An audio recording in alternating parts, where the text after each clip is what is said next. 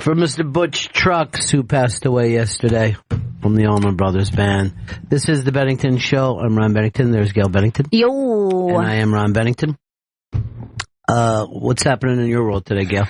Well, I'm pretty amped up. Brooklyn is having a brunchcon. Very excited about it. This is a Comic-Con. Yes. Brunches instead of comics. There's every kind of con there is. I'm dressing up as a sausage then. That's great. I'm going as Eggs Bennington. Oh, that's good. Isn't that cute? If we ever open up a restaurant, that's it, right away. Maybe that's the name of it. See if everyone gets it. As a snowflake, I love brunch. I don't know. I think that they're related. I don't know. I think every human being in the world loves brunch. You take two great things, breakfast and lunch. You combine them. You have brunch. And you go and you get to wake up late and eat at the time of lunch and maybe even later. I like a nice 2 p.m. Well, that's the McDonald's gimmick. No, you know what I mean? It doesn't matter when you wake up. We know that you drink a lot. We're here for you. And we're okay with it. What's your favorite brunch menu item? I'm going to tell you the truth. I guess I'm going to throw in something. I'll just say the French toast. I want like some kind of extreme French toast. Like with extra flavors of some I sort? don't know. Yeah, that's what I want. I want extra flavors. I don't know. Compote. I'm going to tell you the truth. I mean, it's just breakfast and lunch. I'm fine with it. It's my most favorite meal. I think that I'm gonna have to say I'm gonna go with. I think Eggs Benedict is the classic. You can't not pick Eggs Benedict at brunch. Chris, Chicken and waffles is the ultimate. Now, chicken and waffles is a rare brunch item. I think it's new school. It's really popular. And at least the place. No, I know if you go to a place that does chicken and waffles, but I don't want to think of a place that can't do good fried chicken and then hear that they're doing chicken and waffles. I think that Jen is actually, her birthday is coming up and she's doing a brunch birthday. What the fuck? She's doing but the thing is, if I'm correct, she's doing it Super Bowl day. I am. Your birthday Super Bowl? Well, my birthday's the 31st, but I'm celebrating it on the 4th and the 5th. Now, do you have Super Bowl locked into these plans? Yeah, I do. After we're going to like this club sort of place, like daytime club. And yeah, seeing the football. Who are you doing this? Seeing the football. Who are you doing this with? All girls. Mostly girls. Okay, that makes Vito's sense then. coming. I think Chris is coming. I don't know yet. Chris, you missing the Super Bowl? I'm not missing the Super Bowl. I don't know what she got in her head that I'm coming to a brunch party on Super Bowl Sunday. He said he loved Calle Ocho. That's where I'm doing I it. gave her a recommendation for a brunch place. That is the best brunch in New York City because it's unlimited free sangria all day long. Why would it, first of all, if it wasn't unlimited, would you ever order a sangria? You're an adult now. Sangria is for grandmothers and 14-year-olds. That's like if you're saying, like, I want a dessert that's slightly boozy. I guess I'll go with sangria. It's noon. Sangria is for people who think that wine is too strong. Exactly. It's just, we need to juice up this wine. Now, the weird thing with, like, the like, if you have a bottomless drink kind of situation, that means you just are going to eat really slowly. That's the point, right? Exactly, yeah. And then you're... Wait a minute, how can someone eat slowly? Well, the idea is, like, if you going to slow down your eating? No. But then, the slower you eat, like, the more they're like, would you like another drink? So you're getting your money's worth. So then you just end up sitting at brunch for, like, 4 hours. It's not a good scene. It's like, it always results in like, disgustingly drunk. I'm gonna ask you this brunch question. Is it Sundays only, or does a Saturday brunch almost seem obscene? I kind of think Sundays is the best brunch day. Saturday brunch is like... Brunch has replaced church, is what you're saying right now. Where we used to have church, we now have brunch. Well, it's a social event. Saturday brunches are bad because you start drinking during the day on Saturday, and then it just turns into you're going into the night, into the midday. It turns into a train wreck. It's you really go from the night to the midday. Midday into the night. That's how time works. Right. I'm just going by what you said, Chris. But Sunday is the day to retire home early. All right. I hate to go to Trump news, but the Mexican president has canceled his visit with Trump. Wow. Not going to happen. He will not go. Now, I know he was getting a lot of tweets yesterday from the Mexican president? From Mexican citizens being like, do not go. Cancel this trip. It was going to be a $15 billion meeting. If he wanted to go, he had to pay. He's like, I don't have that kind of money. I got like a couple $100 million, and that's it. What could that get me? I'm not going to pay for that fucking wall. His direct quote. Maybe if he would have invited him to brunch, that's where he fucked up. They should go to BrunchCon. I think passes are only $90.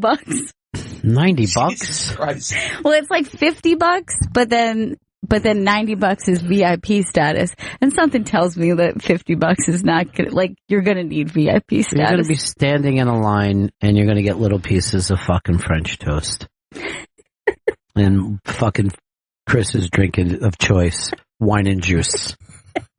You ought to fucking drink that out of a sippy cup. Sipping on a wine and juice. Dater boy started burning when he pissed, so he went and got his STD test yesterday. Look, I've had some unprotected sex. No one goes and gets an STD thing unless there's a little blood in their urine or at least a burning sensation. I'll just say this. I took a piss and it looked a weird color. Mm-hmm. There you go. So you don't do it because you're a responsible person. You're doing it because, holy fuck, what is that? What's going? Because I've gotten chlamydia before. And that kind of sucked. I thought chlamydia was the name of the girl that you're with. It's the dancer. Dude, I was at the stand last night. I met this couple, first Tinder date, like Chris does. Nerd. Guy's a nerd. A fucking full-out cuck of a nerd. Mm-hmm. The chick is a hot, white Jamaican chick recovering coke and heroin addict. I'm like, first of all, the old school dating services that tried to pick out what would make people, these two would never get along. The Jamaican chick says to me, and she speaks crazy like it's Jamaican, but it's like her dad was an ambassador. That's like the way she sounds. Like an upper class Jamaican. I didn't want to say that because it seems like I'm being mean to the blacks, but I'm saying she had if she was British, it would be upper class, right? And that's how her Jamaican accent was. And then she says to me, you want to come and get us with a drink? This is her fucking Tinder date. Oh my God. Yeah, I don't get what goes down. She just cucked her Tinder date. He didn't mind though. He was fucking... He liked it. He was off the fucking races. This Tinder thing that you're part of, Chris, is a whore service. That's what I now decided. There's no way this fucking chick would have fucking swiped on this dude. No way. Unless money was being played out. I have matched with, I'm pretty positive what are prostitutes on it as well. That's the only ones that you slept with. No, I'm not paying for it. If you bought everything, then you kind of are. Just so you know. Do you think? Because that's every date. Not me, I go Dutch every time. Venmo me that money. We've got a spy report here. Spy report. Ben's Chili Bowl in D.C. It's one of the most famous, kind of restaurants. They removed their Cosby mural. Bill Cosby is off their wall. Really? I guess every day they fucking got tired of people bringing up, oh, it's nice that you put a fucking sexual assault person. I call him a sexual assault person because I don't want to say whether it's male or female. What would you be called, a sexual assaulter? I think so, yeah. I never heard that term before. I don't know what else. No one ever says rape. Yeah, no one ever says rapist with him. I'm sure he did, but no one's sure. So they just say they took down the wall. Now I wonder what finally got them to do. Like, what was the last straw? Because the Cosby conversation's been like a solid 2 years. Right. Maybe they thought that it would stop. You know what I mean? They're like, this too shall pass. Didn't pass. Right. They're like, we're just waiting for him to be proven innocent. We have faith. Yeah. Or people just forget about it. They'll just finally like, oh shit, I forgot. That's right. Cosby raped somebody. You know, they're not going to do it. Anyway, Ben's Chili Bowl made the big move. Hopefully they put up a mural from Different World. With Lisa Bonet and Sinbad. I hope they do too. I think Sinbad is the only person who ever says he doesn't think Cosby did it. Even Camille says, I think he probably did it, the way he acts. I remember Kanye just tweeted, Cosby is innocent. But no, it wasn't even like in response to anything. Good. He just sent it out. Yeah, into he the sent world. it from the nut hut, though. From his nerves. Is he still with Kim K? Their pictures are never together. I believe as of right now, they are still together. Officially. I mean, they, officially, but I'm saying, does anyone see that couple acting like a couple? And they used to be all over each other. Yeah, and they were always in the media. Here, they're doing this. No, I haven't seen a picture of them out and about being normal. And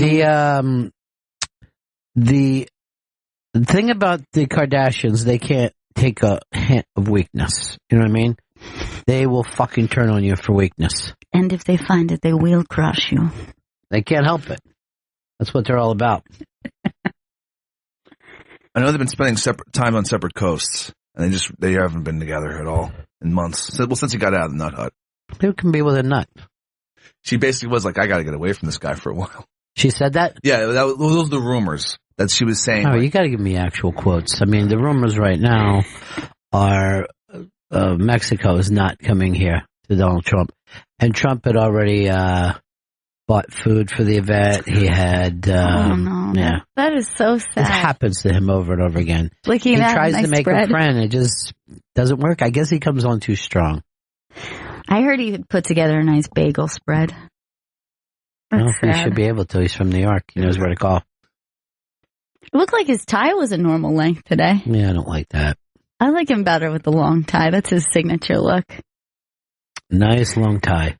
He has a red carpet right on his fucking tie. He just walks down that wherever he goes and he's waving to people. So Michael Bay is making this movie that he's doing no, this is like a dystopian future in the not so distant future that he's calling sci-fun, which I don't really understand what that means. It's sci-fi, but it's a comedy. It's fun. And it's called Little America, and it's America goes completely bankrupt, and all the Americans start to immigrate to China in hopes to find labor and work. Does Michael Bay know that the only thing that he's good at is blowing shit up? This idea of a subtle political comedy is not his fucking wheelhouse. I think that at the very least there will be sun flares. That's his like signature thing, the little I flares thought that of was light. J.J. Abrams. Oh, is it? Yeah. JJ I don't think I know the difference. Gets a lot of shit for it. Michael Bay is the blow it up macho. Is he the one who Aerial shots. uses the also the like bong, like he uses that Inception sound a lot? They all use bong. Yeah. Bong shows up. Even Spielberg uses bong. But his idea is that it's like kind of based on current situation, but like 5 minutes in the future, which is a Hollywood term. This is 5 minutes in the future. Yeah. I just don't think comedy is his thing. What is of all the dystopian worlds that have been created in films, what do you think is the creepiest one that would freak you out if you had to live in? Like, what is the worst? Road. Oh, yeah, The Road was awful. Too much dust for me. You can't have that amount of dust. There are some that don't seem too bad. Like, I remember seeing Waterworld and thinking, like, I could live in Waterworld. You get a cool boat. Yeah, I just don't think that the Waterworld thing, I don't think life could stay there. I don't think people can live on boats without fucking water and meat and vegetables. Just fruits. I mean, I don't. And drinking your own pee. Yeah. Drinking your own pee is probably one of the least of your problems. Fucking food alone. Well, you're forgetting that we're all going to evolve gills and start breathing water. Only one guy had those vaginas behind his ears. But, I mean, you ever watch Survivor, how fucking thin people get? And that's living on land, just surrounded by water. The fucking Waterworld thing, I'd probably give that maybe 3 months before everybody on the planet was dead. And I think that the idea behind that was like you couldn't even fish either, right? Because like everything, like the ecosystem was totally messed up that it wasn't even like, oh, fishing was really good. Oh, I don't know. The fish were dead in that? I thought they were like monster fish. Like Yeah, they but evolved into shit that people couldn't even fish for. But it seemed like he was eating like a little like tiny like crappy tomato plant or something, like one little like thing. You just have to eat the same thing every day. I think Terminator World, where it was just like robot war nonstop. Yeah, I don't like all the stepping on skulls. I couldn't step on that many skulls. So I'm just like, how many people were here? That there's just piles of skulls. Someone clean this up? What do you think is the worst? What is like the worst dystopian? Mad Max was pretty horrifying, where there's just cannibals rolling around the desert and everyone's just begging for gasoline. And that never looks like it's gotten better in 30 years. Oh, no. It's still shitty. I mean, nobody's fucking upped their game at all. You get like gun cars. That's about it. Yeah, that's if that. And then there's just biker gangs everywhere. And I see there's just too much rape and cannibalism in the future. And past. Vito, what about for you?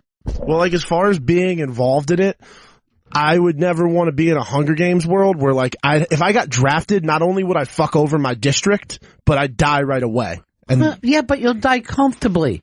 Hunger Games compared to the fucking hideous, terrible futures we're talking about. But like the nervousness of like on my like birthday, like, oh, I might get drafted into this 16-child war. Well, and like you could have been drafted in Vietnam. Where would you rather go? Hunger Games or Vietnam? Give me fucking Hunger Games. Hunger Games. At least you're going to go there. You got a chance. It's a fighting chance. Yeah. 16 kids. And you're just fighting little girls are in that. yeah, but they have like good like archery skills and stuff. I have no survival skills. First of all, no, you don't. But you think your non-survivor skills are going to help you in Mad Max or Waterworld? There's by the way, the fucking odds of even getting picked are the same as the lottery. You got a fucking very good shot. I probably wouldn't even wake up that morning. I was like, whatever, I'm fucking fine. I don't win anything. There's no way I'm going to Hunger Games. Vito, have more confidence. I see you as a girl on fire kind of type. No, I see myself as being the unlucky one to get picked, and then I see myself being an unpopular person that doesn't get any donations from the fans. Look, you could just easily, you won't even need weapons. You can easily beat some of these children to death, dude. You're a fucking large dude. You see in the movie, they don't do one-on-one physical combat that much. No. First of all, stop acting like you're afraid, like a pussy. None of this is going to happen, but we're going to tell you, you would pick something where it's a fairly pleasant environment, and the odds are so long against you from being picked. And you're screeching like this is happening to you. He actually could become an actor because he gets into character that second. And the other thing is, aren't you afraid of birds? I'm terrified of birds. I'm sure there's some dystopia. I want to fucking do a bit where we tie you down and just throw birds at you. No, please don't do that. Why? Let's cover them in bread. And I'm going to fucking yell Hunger Games the whole time I'm doing it. I think that would be good. I would rather cover not. you in some bird seed. I don't like the idea of their claws grabbing me and the fucking pecker just going at my neck. Pecker. You know a pecker's a dick, you stupid idiot. Sit back down. Don't stand up and try to reign over us. Sit down. This isn't Hunger Games. The pecker's gonna come at his neck. Yeah. From down, deep throating a pecker. You dummy. You're afraid of nothing. Vito, plus we live in New York City. We'd be like in that fancy world where everyone... Yeah, we'd probably be running a show. Tell us again, Katniss. Why you're so beautiful. What the fuck was that movie even about? I don't know, and I watched every one of them. And I was more confused by the end of it. I tuned out by the last one. I'm the same way. I watch these on TV, but I have no idea what happened. When they lost me is that time that Katniss started to sing that weird song. What? And then everyone started to sing along with her. Remember that? So weird. Weird, sexy protest song? I only saw the first one, and by the end when they were making up like dog monsters to kill them, I was like, guys, this doesn't seem fair. Seems like they have No, they do cheat. You're right about that. really bullshit. Cheat to win is kind of the slogan. But all right, so Vito would have training and they'd give him weapons. He'd be fine. He'd be fine on it. What are you doing a summation for? No one fucking asked you to do that, idiot. We've already decided the odds are ever in his favor. We've already made that decision. Here's what happened. His mom made a mistake and let him watch a Netflix. Now he can't sleep and he has to sleep in her room. Well, it's like in Waterworld, you could coast off into a deep, faraway ocean and be like just away from everybody. In this, if you're in a poor district, you're fucked. No, you're not fucked. One person out of the entire... That would be like, oh, the state of New York is going to pick one person. Would you fucking worry? They pick a lottery winner. You don't even come close. So forget about it. But they don't even have food and stuff. She's like dying for bread on the streets. She's killing deer. There's fucking deer that she could kill. Waterworld, you got nothing to eat. Do you ever even see somebody who looks like they're emaciated and fucking... No. They're very curvy young people, very healthy. The guys are fucking just ripped. The girls are attractive. You know, it's like living in the 1800s. It's not pleasant, but it's a fuckload better than the road where you're fucking going through dust hoping to find an old can of fucking pineapple. Or a Coke. Hey, Phil, California. Yeah. Yeah, what's up? Hey, I wanted to bring up, there's a movie from like 2006 that's really like a terrifying dystopian future. It's called Repo. I don't even remember who stars in it, but Repo Man? I think it's not Repo Man. It's actually like a musical, and music. It just people get when they're really poor, they get locked into this thing where they get organs, and then they get them if they can't make the payments, they get them repoed. And I think Repo Man basically is a ripoff of this because this definitely came first. What year did this come out? I want to say 2006. Me and my buddy watched it in like fucking decades. 2008. Oh, was it? Oh, yeah. I haven't seen Repo Man.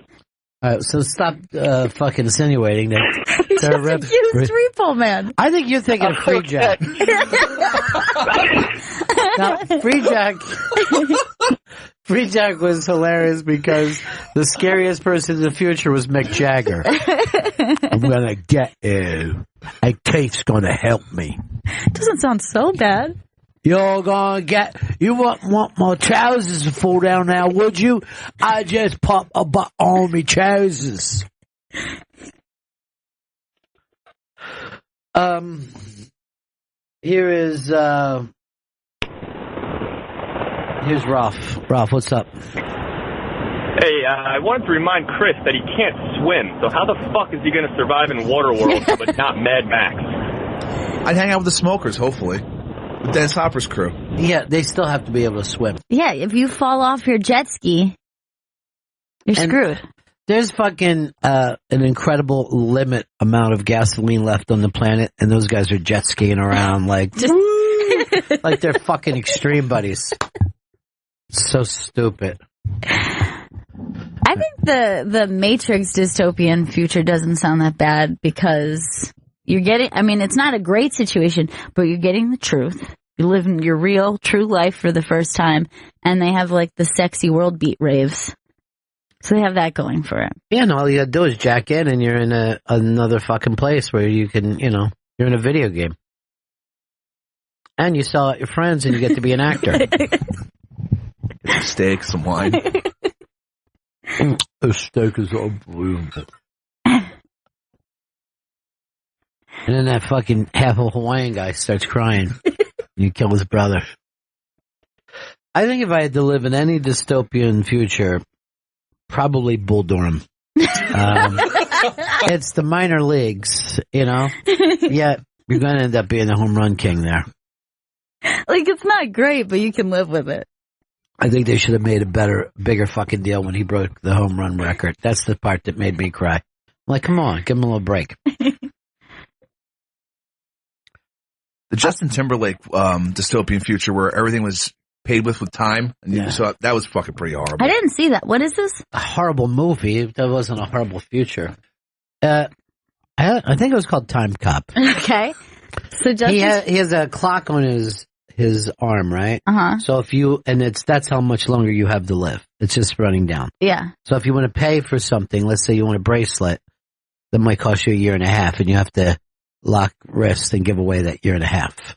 So you're paying with parts of your life, and the people are paying you, they give you time. Now, why is this the currency? What's the reason?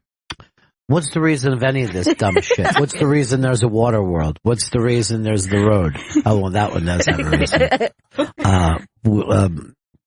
Mexico and the United States bombed each other with nukes over a war. Here is Mark in Omaha. Hey guys, how about the Book of Eli? Did you see that one? Yes, I did. The Book of Eli. Well, at least there's a hot chick hanging out with you all day. And You're a badass good actor. And you have the Bible. But there's hope at the end. Well, there's always hope with the Bible, isn't there? I wouldn't know. That was the whole point. That was considered controversial because the magic book was the Bible. And was this like a dystopian, like... It was Mad Max. Yeah, that's what I was going to say. It's like a desert... Yeah, it's just Mad Max. Tank Girl / Mad Max. It's Tank Girl. That's it. It's Tank Girl if there was a good actor, good black actor in the lead. No one ever makes a movie with a utopian future. No. Like, isn't the future great? This is Fuck, we so thought it was nice. going to be, a little scary and a lot of skulls on the ground and stuff, but it isn't. Everything's very pleasant. I think that WALL-E's supposed to be a dystopian future, but it's one of those things where you're like, yeah, but they seem pretty happy. In the future, people become cartoons. That's the scariest part. Fat cartoons. Mm.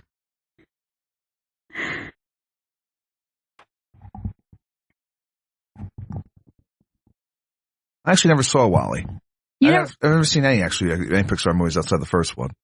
You're not missing anything. Yeah, I mean, like, you're an adult. So. Here's the thing. You ever see the Flintstones? Yeah. Same thing. There's no difference at all between Wall-E and the Flintstones. Vito, what was this thing you were saying about what the greatest movies with the worst endings? What is it that you think? Well, like, I was watching Stripes the other day, and I enjoyed the whole movie, and then when they went to the drill, I was like, oh, cool, this is the end of the film, and I was really happy, and then all of a sudden they went to this crazy war, and I wished that the movie just ended there, and I felt like it was a great movie except for that whole end part. Well, that's not like a straight end of the movie. That's like a second, the whole second half. But I mean, though, it's like a separate movie, basically. It has nothing to do with the first part, and the movie could have ended right there. Like, it could have ended at the drill. You realize that we're sitting here talking about the same conversation that we had yesterday with Full Metal Jacket?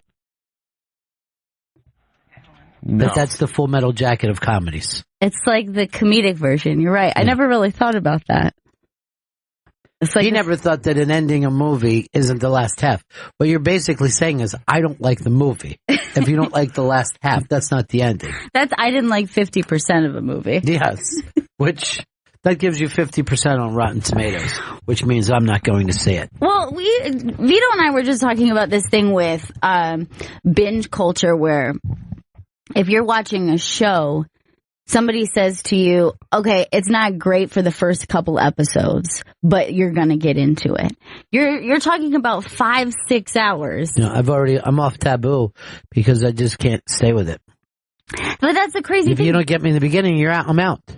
Like, it's one of those things, like, I normally judge the first episode very harshly, but a first episode, if it's an hour long, if you didn't like the first hour of a movie, you would say you didn't like it. Right. I get it.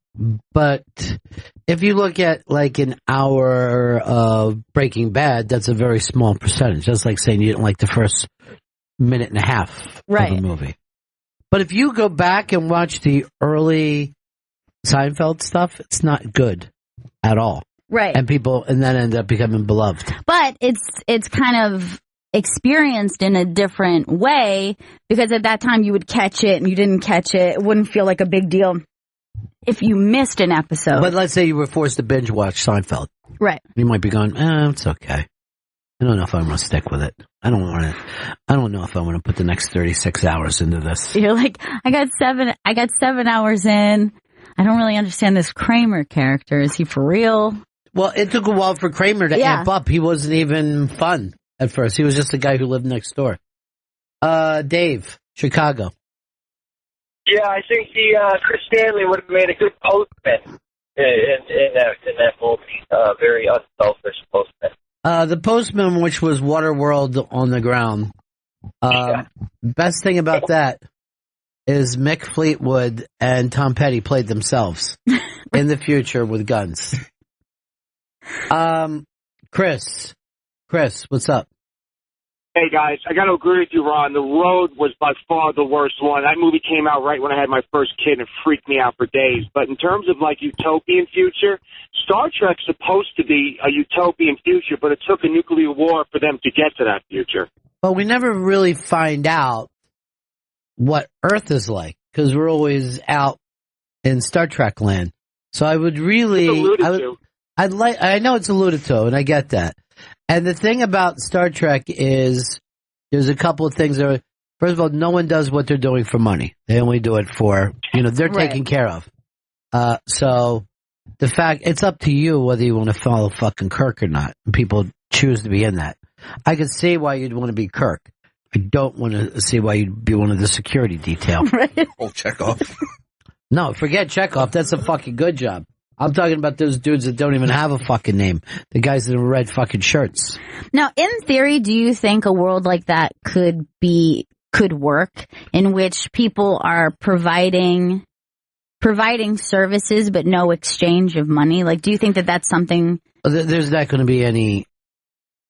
It's either we die or that's where we end up. We're either going to end up a global society who has worked out what is going to, as we go into the future. Right. I'm not going to say it's going to happen in 10 years or 25 years or 50 years, but there's no other way.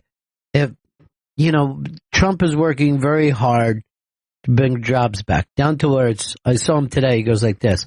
I just saved 5 people at a fucking Circle K in, Ocala, Florida. So that's an extra 5. They were going to lay him off. I got him. 2 of them have to be moved to part-time, but they're still working. But these factories that Trump wants to bring back, they're not going to be filled with people. Right. It's a different thing. So if you're down to the point where the machines are building the products and the people are just, they're going to I have to have it. Right. But what am I going to do for money? Somehow humans have to be taken care of in that deal.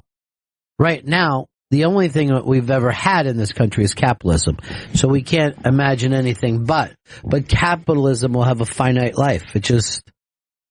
Right. Otherwise, that divide becomes too great. Then you're going to be talking about a couple rich people and then literally starving people. So then it would be up to the rich people to go, okay, I can't, they're going to fucking, there's some way that these people have to get food.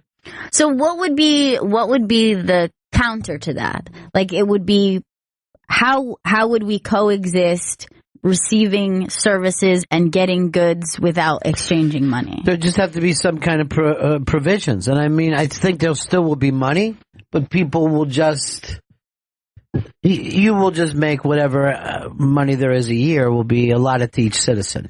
Right. So there's like a certain amount that it's like, this is what we've decided we need for survival and basic needs. And then everything else would be like capitalism light, like for perhaps. Yeah. Yeah. I mean, I'm not an economist, but something along those lines is going to have to happen. Now, the difference that they say, if you go to a Star Trek world, it's like being online, right? Mm-hmm. If you're on Twitter, people care how many followers you have, how many retweets. That'll be the social way that we interact with each other. Okay, everyone gets the same amount of money. One guy's like, you know what? I'm really interested in doing reviews of bands. And that'll be what he does all day. Another guy would be like, butterflies is my thing. I just want to sit around and study butterflies. And you'll be able to do those things without worrying about your basic needs taking over. Doesn't mean that life is going to be totally pleasant, because a lot of people be like, dude, you don't know fucking shit about butterflies. And you'll have to live with that. You know what I mean? You'll have to live with that. That's not that weird of a concept to come up with. No, it's not. And it also is, I think, sounds pretty positive. I mean, it sounds like you could get a lot out of society creatively, like, Maybe. and I don't just mean like books or movies or music, but creative thinking. You know what I mean? Creative solutions. People who are like, oh, here's a problem within this society. And because you're not working for a living, you have the time to go, here's a problem that needs to be solved that maybe there wouldn't have been money in a capitalist society to solve that problem. Well, give me an example of that problem. Like, you know, like care for the elderly, right? Like that's an important thing that we need in this society. Robots will do it. Oh, that's true. I mean, Every old person is going to have a robot to wipe their ass and talk to them about, you know, their grandchildren. Oh, she sounds nice. Is that a picture of her? I can see that she has your eyes. Tell me again about the Great Depression. Was it bad? Of all the robot jobs to have, like imagine them comparing notes. Yeah. Like, yeah, I just take care of this old lady. She's pretty chatty. Yeah. Oh, I like Dixieland jazz too. Shall I play some for you? He's just the jitterbug phone equivalent of a robot. Wait a minute. So Lucy was married to Desi, but not allowed to go to the club. Seems mean. It's time for you to lay down, Grandmama. This is nice, though. Like, that sounds like that's a solution to a problem that, you know, there are plenty of people. It's no different than a fucking TV. Right. You just sit and look at a TV and they play your stories. Look into my belly. I'll play a stupid game show. I would imagine elderly women would still like do nice things for their robot though, because like they would be of of an earlier time where that would be like somebody who worked in the service industry. So I think like they would still like knit them scarves and stuff. Eric, Youngstown. Yo, hey, I don't know if you've seen lately. I was watching late the other night the Jim Baker infomercials for the end of the world apocalypse food buckets. It's pretty crazy. Anthony was showing me those. You remember? I don't know if you remember Jim Baker from the PTL Club. He was a very big 80s, maybe early 90s preacher. Mm-hmm. And he went to jail for a while. He used to have this thing called Heritage USA in North Carolina, which was like supposed to be Disney World for vacation people. And apparently he was running some kind of scam. So they locked him up. Now he's back and he's doing his church revivals. And his number one thing that he sells is this buckets of food that's supposed to keep you through the apocalypse. So what you need to do, Chris, look at me. Go to YouTube and find his infomercial and you'll be able to see it. But, now this is Baker as in like Tammy Faye Baker. That's the same. Yeah, that was her husband. Right. Tammy Faye was his kind of Ed McMahon and she used to cry while he was telling these stories. But now all he is about, this is a guy who believes in a heavenly, future. Yeah. And he's saying keep these foods and you're going to have to keep away from your neighbors. It's not even about sharing. It's about you surviving instead of going to heaven or trying to share with your neighbors. It doesn't seem to be completely Christian to me. No, that doesn't seem Christian at all. Isn't it about giving, taking care of others? Hey, CJ in California. Hey, Ronnie. Yeah. Hey, I mean, I don't know about you, but going to the Red Dawn world, back with Patrick Swayze, lots of flannel, get it feathered, get your hair feathered back again. You got some bandanas. Your parents are locked up. You're running amok through the woods. That's just a war like we've had a million wars forever. I mean, tons of people have lived through that. It's war world instead of water world. I mean, you could say Bosnia lived that. You know what I mean? Like there's people living it all the time. Syria has it right now. Afghanistan has it right now. Why are the Republicans doing a retreat in Philadelphia? It doesn't seem like a retreat. What is the retreat exactly? All the Republicans are getting together and they're just having like a working vacation. Oh, nice. But the city of Philadelphia doesn't seem that relaxing. I'd like to see him at Lake George. That would be amazing. All right, you got this, Chris? Yeah, it's so this is the thing that he's selling. It's buckets of slop.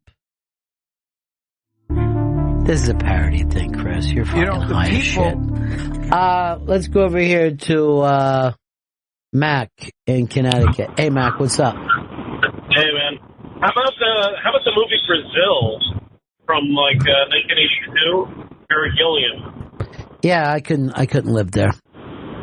That's nightmarish. Yeah, that movie gave me nightmares for like 2 weeks. It was just on TV once, and I was like, "Oh, this!" Like, as I was watching it, I was like, "I'm going to be really messed up for a couple of days over this." That's a bad one. For a future. Eric, what's up? Yeah, how about Demolition Man? Well, Demolition Man, it was utopian until Sylvester Stallone woke up. Yeah. And then he's like, what is going on here? Nobody can cuss anymore. Where can I get a cigar or some steak? You don't have the freedom of being a jerk. You're like, why is he so mad? What's got him that angry? Would you call Running Man a dystopian future? Yes, I would. Mostly for prisoners, but still, you're still living in a world where everyone's cheering death, so. And the people were in heavy, poverty and hunger, and that's why they would show them death, because it would take their mind off of it. Their best form of entertainment was Dynamo. Well, Dynamo. Let's face it, their best form of entertainment was the guy who was running that show, who kept everything moving along properly. He was the Ryan Seacrest of the future. Dynamo, on the other hand, I kind of felt sorry for because he was a large baby. Dynamo was my favorite. I don't even remember anyone else. To me, he was the star. Yeah, but he wasn't, I don't remember who was, he had Hockey Goalie Man for some reason. I don't remember what his name was. And then like Electro or something. Yeah, there was someone who could like shoot, I don't know, like fire. There was like a pyro one. There was pyro. Yeah. And then Jesse Ventura was at the end. Well, Jesse Ventura, remember, he was the play-by-play guy. So it was almost like if the guy who's watching a football game would then run down and go, fuck it, I'm playing again. I don't know where that would come from. You're out of the game. And like, I think he just had a chainsaw or something. Like, he was kind of old school. He was, yeah. I think he used to be one of the fucking guys who killed people. Like the butcher of Bakersfield. And then he had Schwarzenegger like, Running Man. More like running no plan. And you're like, that's not even a good... I mean, he wasn't even on. Kinda. How about not Running Man? What? Bill, Pittsburgh. Hey, what's up, guys? Big fan. Yeah. Hey, you talking about dystopian future movies, and I wondered if Idiocracy made that list. Well, you just put it on the list, sir. This is how we're making the list. And that is, of course, 5 minutes in the future. Right now, nobody knows how to grow things. It looks like paparazzi has gotten into the hallways here and there. Who's the big star that they're looking for? Vito? I know that the mom from 2.5 Men is here. Who's the mom from 2.5 Men? Holland Taylor? I don't know who that is. Yeah, she's like walking down the hallways. Do you think paparazzi is here for the mom from 2.5 Men? It was really a show that really never focused on the mom. It was a really popular show. It did really well in the ratings. Yes, and she wasn't in the top 7 fucking people. For what? Oh, you mean the grandmother? Yes, the grandmother. Okay, gotcha. The mother was dead, I think, on that show. No. Is the she? Grandmother? No.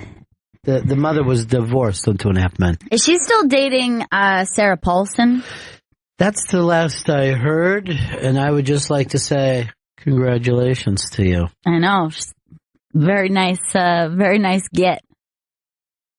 But I always worry about that because, like, everyone was really excited about them being a couple, but I noticed that they were tweeting a lot, and also there was like a lot of public affection, and I always feel like those are the relationships that are never going to last. I think if I don't see people making out in public, I'm like, what's wrong with them? Why aren't they going to BrunchCon this week? They got the $90. But I think it's too close to like the Angelina Billy Bob where they're like wearing the blood around the neck. To me, that was the best fucking couple that ever lived. But and I say this, it's better to burn out than fade away. But that's exactly what happens. It's like it burns brightly, but it never lasts. Yeah, but that's lust. That's fucking I think when you get older, those are the affairs that you look back on and go, man, that was fucking unbelievable. That was my best. Because I'll tell you something else that doesn't last. And that is a lobster. It's fucking delicious, but are you mad that you're not eating it for the rest of your life?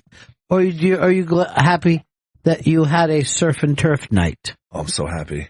Right. So consider that, a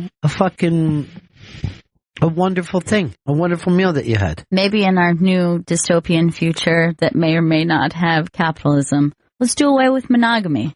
Maybe it's not working for us as a society. It doesn't, the reason that it works now is for family reasons. But if we come up with a better robot family, why would we worry about the old school things? Maybe the children are taken away immediately at birth, and that's it. They have their own lives. They just go to like robot nursery. Yeah. They're taught all the right things. Robots are going to be able to raise your kids better than you are. That's easy. So you will immediately lose your, kid, and you'll just be told, all right, you gotta let them fly. They're on their own now. I mean, look at a bird. A bird doesn't hang around the rest of their life with a kid. They'll fucking all only come together for one reason. That's attack Vito. You know what I'm going to do with you, Vito? Take you outside and put crumbs in your beard. And let the fucking pigeons get at you. Will you do it, Vito? No, I really don't want to do anything that involves birds. Then stop looking like a circus strongman and fucking take care of yourself. This is part of your act, strongman. Mr. Strongman. Randy, Minnesota.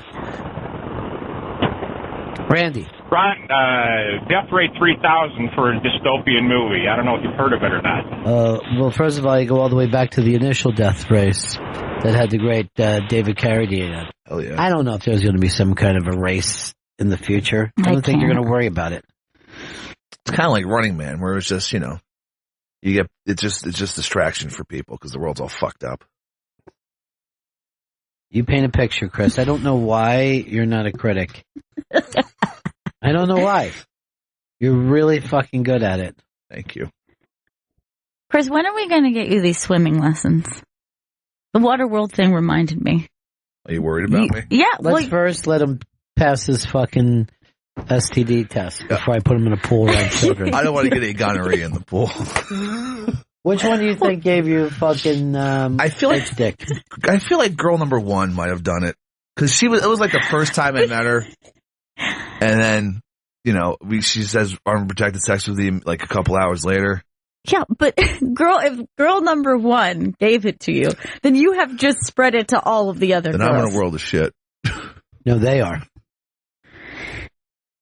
Oh, this is bad. I hope it's whoever it is Yes. most recent. So you didn't just spread the disease. Do you understand now Okay. what is valuable about safe sex? Rapping the Rascal. Yes. You're Typhoid Chrissy, but with a dick. Your dirty dick is ruining lives. As usual. Oh, Jesus Christ. Gonorrhea, people can go blind from that. That's what happens with gonorrhea? It's one of the things that happens. What makes you go crazy? Is it syphilis? Gonorrhea can also make you go crazy. A couple of them, but It gets yeah. into the brain. Oh, wow. Any of that stuff gets into the brain. I know a kid who went crazy from syphilis. It was a bad look. I didn't know that it happened that much anymore because we catch it. It was the only, he didn't, go to the doctor and he started talking crazy. He talked crazy a lot. He talked about weird shit, but he just thought he was a weirdo. Turns out he had undiagnosed syphilis. Yeah, that's the problem. Yeah. That's why in the old days it would be across the board. You know how they used to fucking deal with STDs back in the Old West? I saw this in a movie. They take a long wire. Oh, by the way, I only know for the men, I don't know for the women. It's a red hot poker into the dick hole. Oh my God. No. And remember, this is before they had tranks. Oh God. I know, my own legs have fucking... Oh. I'm completely numb. I don't know what this is called, but my legs are made of claw hand. Won't that do more damage? No, it's to seal it off somehow. Oh, God. You'll never be again. Oh. That is so horrible. Dave, Brooklyn, what's up, buddy? Hey, how you doing, Ronnie? Hey, buddy. I know it's not as scary as Terminator Future, but that Children of Men was fucking spooky. I know it's spooky, but no one's gonna hurt you. It's just a movie. That's the one where we can't procreate anymore, and we're just going to die out. Yeah. And Gail, there was, I don't know if you saw it, there's a movie came out last year when there were no more boys being born. It was a girl. The Ladies' World. Spooky. I think our friend wrote that. Why the Last Man? Yeah, there was like, the youngest guy on the planet was like 30. Yeah. All right, thanks, man. And like men were like third-class citizens. Yeah, I understand. Who would be second-class citizens? All right, hold on. Bill wants to tell you something about your dirty dick. Go ahead. Hey, Chris, there's a strain of gonorrhea now that's super gonorrhea that they can't seem to get rid of, so you might have that for life. What the fuck? And also Zardoz. Well, first of all, you're going into the pretty good prize closet just for bringing up the movie Zardoz. The best day. And diagnosing Chris. I hope I don't have super gonorrhea. Zardoz was a giant head for which the people believed is a god that went around and spit corn and stuff out at them. And Zardoz itself is when they figured out what was going on. Zardoz, Wizard of Oz. Zardoz, it's not a real god. Not a real god. That's one anyone would fall for. Oh, yeah. Giant head spits out corn. Yeah, particularly like in the future, these killers were supposed to go around and get mutants and stuff because the Zardoz told them to. But they didn't realize they were just doing, a rich man's dirty work, as always, in this fucking business. But every time you think there's a religion, it's just a rich man's dirty work. Such as dystopia. And you're a fool to do his dirty work. I guess so, but, like a castle in some medieval game, I foresee terrible trouble, but I stay here just the same. That's what I'm saying. Why don't we take a break? See if we can't fix Chris's gonorrhea. Back in a couple minutes, Bennington. Bennington is back up on the iBang today. Did you guys see Michael Rapaport is taking up for Chris Brown against Aziz Ansari? Because Aziz had made this joke with Chris Brown as the punchline of the joke in his SNL monologue. By the way, I would disagree. He was making fun of Trump, and then compared Trump to Chris Brown. Right. Well, I guess he's decided that he didn't mention anything about Trump that offended him. Rapaport, this always kills me. So, Rapaport, he also said that Aziz was pretentious or something along those lines. But he was doing it on his own podcast. Right. I don't know how this ends up being national news. It always kills me, but the joke was about Trump, and the punchline was Trump's acting like Chris Brown. Why the fuck does Rapaport got to go flipping out? I'm not sure, but he is really upset. And, was making specific comments, he specifically said, keep Chris Brown's name out of your mouth. He is Are they buddies? That's the impression you have to get from this, because I can't imagine just liking Chris Brown's music would be enough to make you this furious. Yeah, Rapaport went off the rails pissed on this podcast. But the other thing I thought was awesome is that he was saying he's, sensitive and like he's tired of like these like PC thing. Yeah. But isn't this a PC thing to say? It is PC. To say you can't compare Chris Brown and Trump, isn't that saying that's offensive to me and I don't want PC. you to? Yeah. How does that get confused? We're going through a really weird time now where the Republicans are being incredibly PC, which I guess PC means you just try to protect your interests. And that's why I always say it's much more fun when the other side wins because you get to throw the rocks. And it's a lot fucking more fun than being there with a trash can lid trying to stop rocks from hitting your guy. But yeah, this was like, and that was the whole platform, certainly of, not to say like Michael Rapaport is alt-right, but I'm just saying that was like a very specific aspect of it. Absolutely. And then, was that, people are too sensitive and they don't, even specific to jokes. Oh, we can't joke about anything. Right. It's very, like the Trump people are learning now. It's very difficult because we didn't use the word PC, I don't think, 8 years before when you had Bush there. But they were all defending Bush every chance they got. Right. And then when it got around to Trump attacking Bush, they're like, Trump is right. Bush is a dick and fucked up that war. But everyone who said he's fucking up the war at the time was considered un-American. And now John Voight's going in the other direction and saying anyone who talks badly about the president is being unpatriotic. Hypocrisy is on both sides. Yeah, and now it's just a very strange thing because just like this, it's a reversal of roles. Yes. And like everybody just took to it so quickly. Right. Like there's no like, hey, I just remembered 3 days ago I was saying the exact opposite thing of this. Yeah. This is the exact, now I'm like on Twitter being like, how dare someone make a joke about Barron Trump? That's not funny. And, right. Even if he does have a learning disability, why would that be funny? But the other thing is like the left was also saying don't make fun of people's looks. Another saying tangerine gorilla. Right, exactly. Fucking 3 days later. They're just like, look at the tangerine gorilla. He's a fucking beast.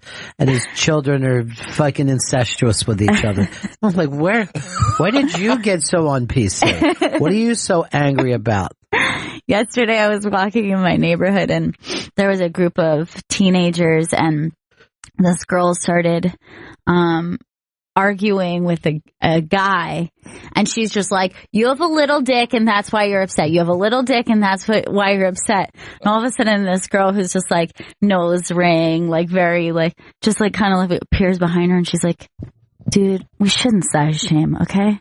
Seriously, stop. And I was just like, you're a cartoon. You're not a real person. I can't believe. I was like, where did you even come from? And she just like popped up like, dude, okay, I get what you're saying, but we shouldn't size shame, okay? Size of his dick doesn't have to do with whether he's a good person or not. Which I like the defense of it because it doesn't really help him. It doesn't say no, he doesn't have a little dick. It's like, dude, don't shame him because he has a little dick. Let okay? micro dick be judged on his work, not the size of his chode.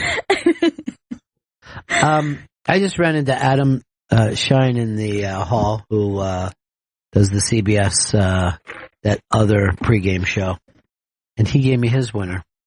Really? What did he say? What do you think he picked, Chris? I'm going to say he picked the Falcons. That I'm going to go pick Pats. Based on just being a contrarian? No, based on that he usually does the AFC games. What AFC games? He does. I know he does Jets games, and he does like the AFC. But he does them when? He's doing the pregame show. Well, I just meant because the Jets are in the AFC. I thought he'd pick an AFC team, and he does our postgame. Why is he still saying the Jets?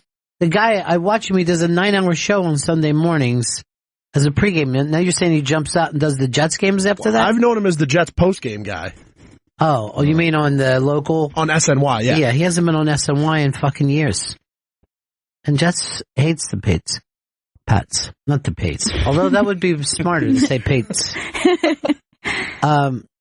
He says it's going to be a very close game. Patriots. Really? And I go, why? He goes, I used to do the SNY thing. He goes, I was the post-game guy for that. Love the AFC. So I pick all AFC based on that alone. Doesn't matter what happens. Logic means nothing. I just need the AFC. What is your pick as of right now? What are you thinking? I don't have one yet. I've got a full week to go. I have watched those Falcons and feel like they can't be beat, but then I keep going back to Belichick. And all he's got to do is find one little thread and he's going to pull out until your sweater falls apart. Yeah, my experience of watching Falcons games is all I'm going on, so they just seem like I feel like they're gonna crush. And I don't necessarily mean blowout. I just think dominant. Yeah, I think they're gonna dominate but not score. Dominate but not score. They'll have a lot of time. They'll have a lot of time possession, but it'll be a lot of field goals. I kind of feel like no one disappointed me more than the fucking Steelers. Even though I'm not a Steelers fan, I expected them to play so much better. It was a shit show. Like Le'Veon Bell was out after the second play of the game, and have you heard they're well, that falling apart? happens. But have you heard that Ben might not come back, and there might be want to deal with Antonio Brown? Ben, that doesn't mean they're falling apart. Here's what happened: Ben Roethlisberger, who's like 35, he gets the shit beat out of him, and they talk to him the day after. He just has this big loss. He's like, I don't know, I got to think. I probably won't even be back next year. You're going to say that when you're just beat up, Just depressed. If he doesn't come back, he owes them $18 million. He has to pay them $18 million. Who wants to fucking pay anybody $18 million? If you fucking tell Trump, you got to pay me $18 million, he's like, what else can I possibly fucking do? You want me to play games or something? I'll do it. I mean, I think they took it way too seriously when he says, I don't even know. Maybe I shouldn't even come back next year. You're going to feel that way when you're aching and the season's over. You're not going to feel that way in July when you're like, oh man, I really fucking feel good. Could probably fucking throw for another 3,000 yards. This season's about to start.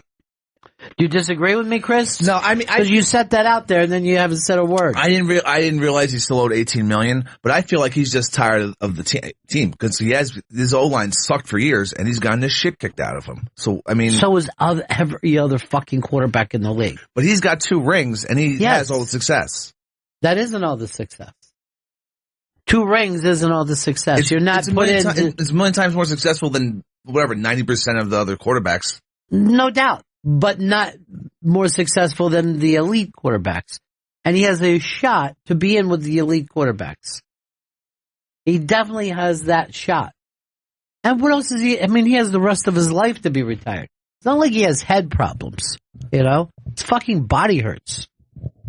There's no head problems that we know of. That's what we're going to go by. You know what I mean? That's literally what we could say. I could look over Vito. He has no heart problems that we know of. So with the future, but yes, of course, it's going to end up with him dead. There's no doubt about that. But yes, what we know of is all it. You also don't have any gonorrhea that we know of. There's enough signs that maybe there's quite a bit of gonorrhea in there. Give me 6 days. I'm really worried about this super gonorrhea. By the way, we were talking about the social justice warriors switching sides. Yeah. Where now the right is social justice warriors. They are mad at Josh Weeden, and he is the guy who does the flares that you were bringing up earlier. Oh, okay. Isn't he? No. JJ. I got that confused. See? Josh Weeden is who? Avengers. No, Joss Whedon's Avengers, yes. Avengers, he did Buffy the Vampire Slayer. Why'd you say no to me? Oh, I thought you said J.J. Abrams. Why? It's all confusing. I said Josh Whedon. All she said was Avengers. We've never brought up JJ. Okay. Jossie and JJ. JJ and Jossie. They're all just reboot assholes. So here's the deal. He fucking compared Trump's daughter Ivanka to a dog. A Pekingese. Saying she's a lap dog, right? Yeah. And then I forget what he called her husband. He called her husband a Voldemort in training. Okay. Pretty good. All right, someone is saying it's Josh, not Josh. Is that it?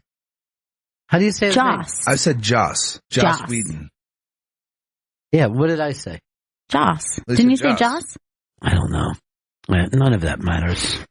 Anyway, please, Chris. I'm trying to do your summation job. Fuck it. Fuck this whole thing. Now they're saying you can't make fun of adults.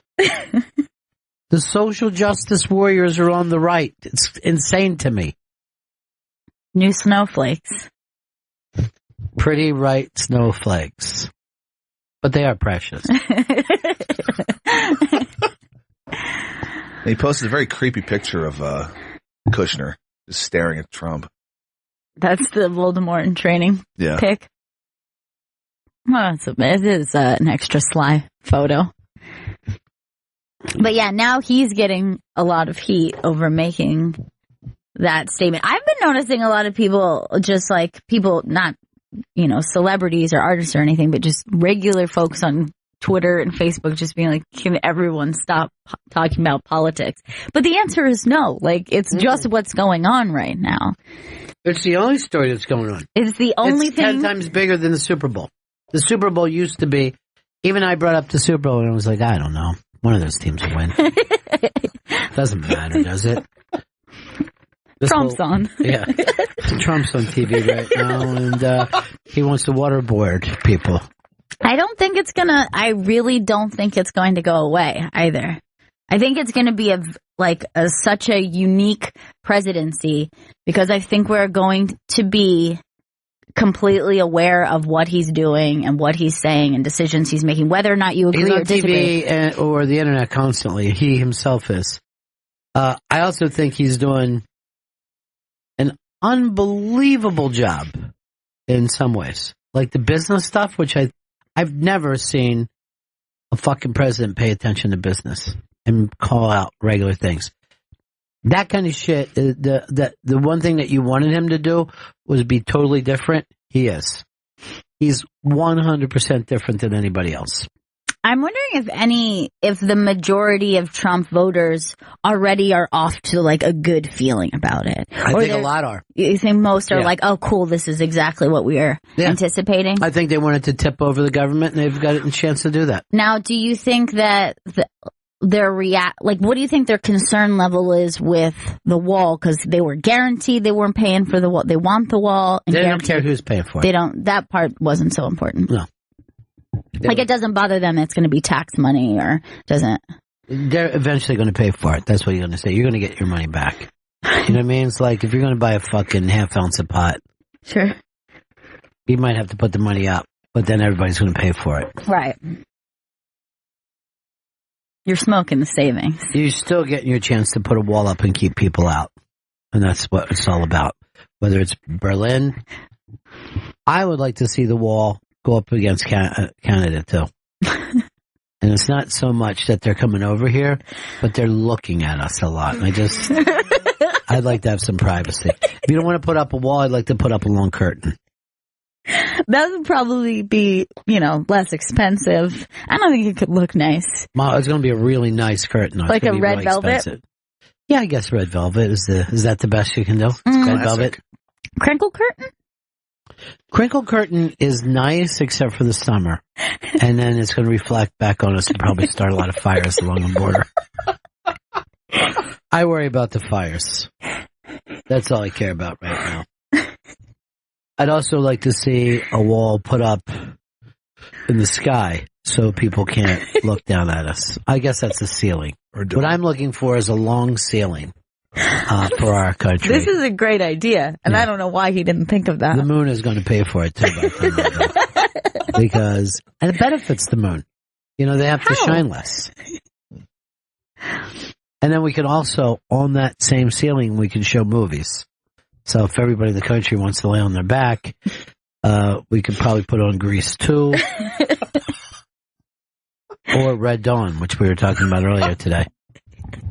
By the way, avenge me. What you just said is amazing, and Trump is a job creator.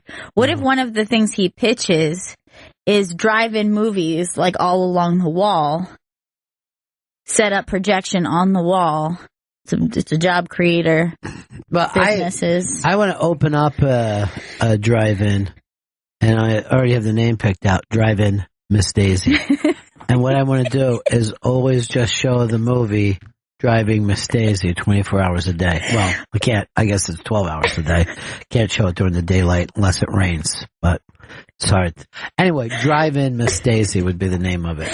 Do you think just playing the one film is gonna be sustainable for the business? I think it's going to be more than sustainable. I think it's going to be retainable. It's going to retain people. Also, I'm going to do something a little different and have, you know how like when you go to get popcorn? Yeah. What about a bucket of fried shrimp? Okay. See, love that. Yeah. That's a luxury you don't normally get at a movie. I never considered it a luxury, but yeah, I guess you're right. I never considered fried shrimp a luxury. It really is, though.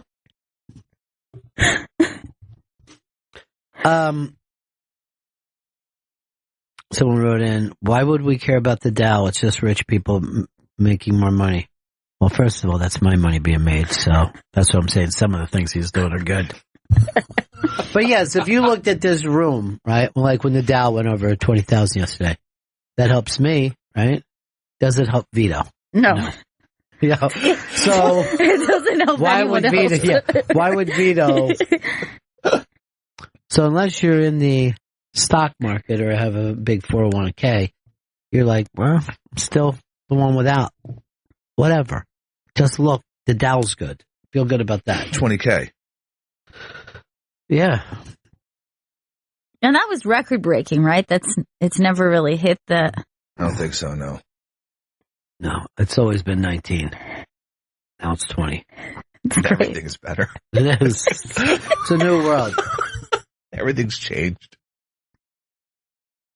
Paul wants to tell us about Donald Trump. Go ahead, Paul. Hey, how you guys doing today? Hey, buddy.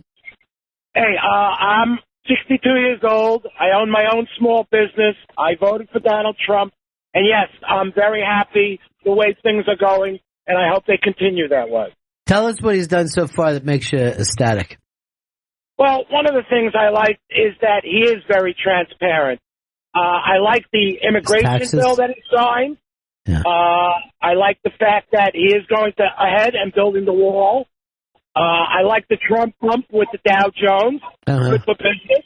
Trump bump. And the biggest thing, I think, is that we now have a president who will side with Israel, and we finally got rid of that anti-Semitic administration that we had for the last 8 years. All right, well, so here's I'll just ask you a couple questions. But for number one, you're America first, right? That's hard to say. You're not America first. I'm a Jew first. I'm an American second. Okay, so Israel more important to you than the United States? Equally as important. Equally important, but Jew first, then an American. Now, what makes you happy about the wall? I think that illegal immigration has been a bane on this country for many years now, and it has to stop. Why? Because we might have people here who don't put America first? No, because they don't assimilate like the previous generations have. They don't become part of the American culture, and they create third world communities that they don't seem to get out of.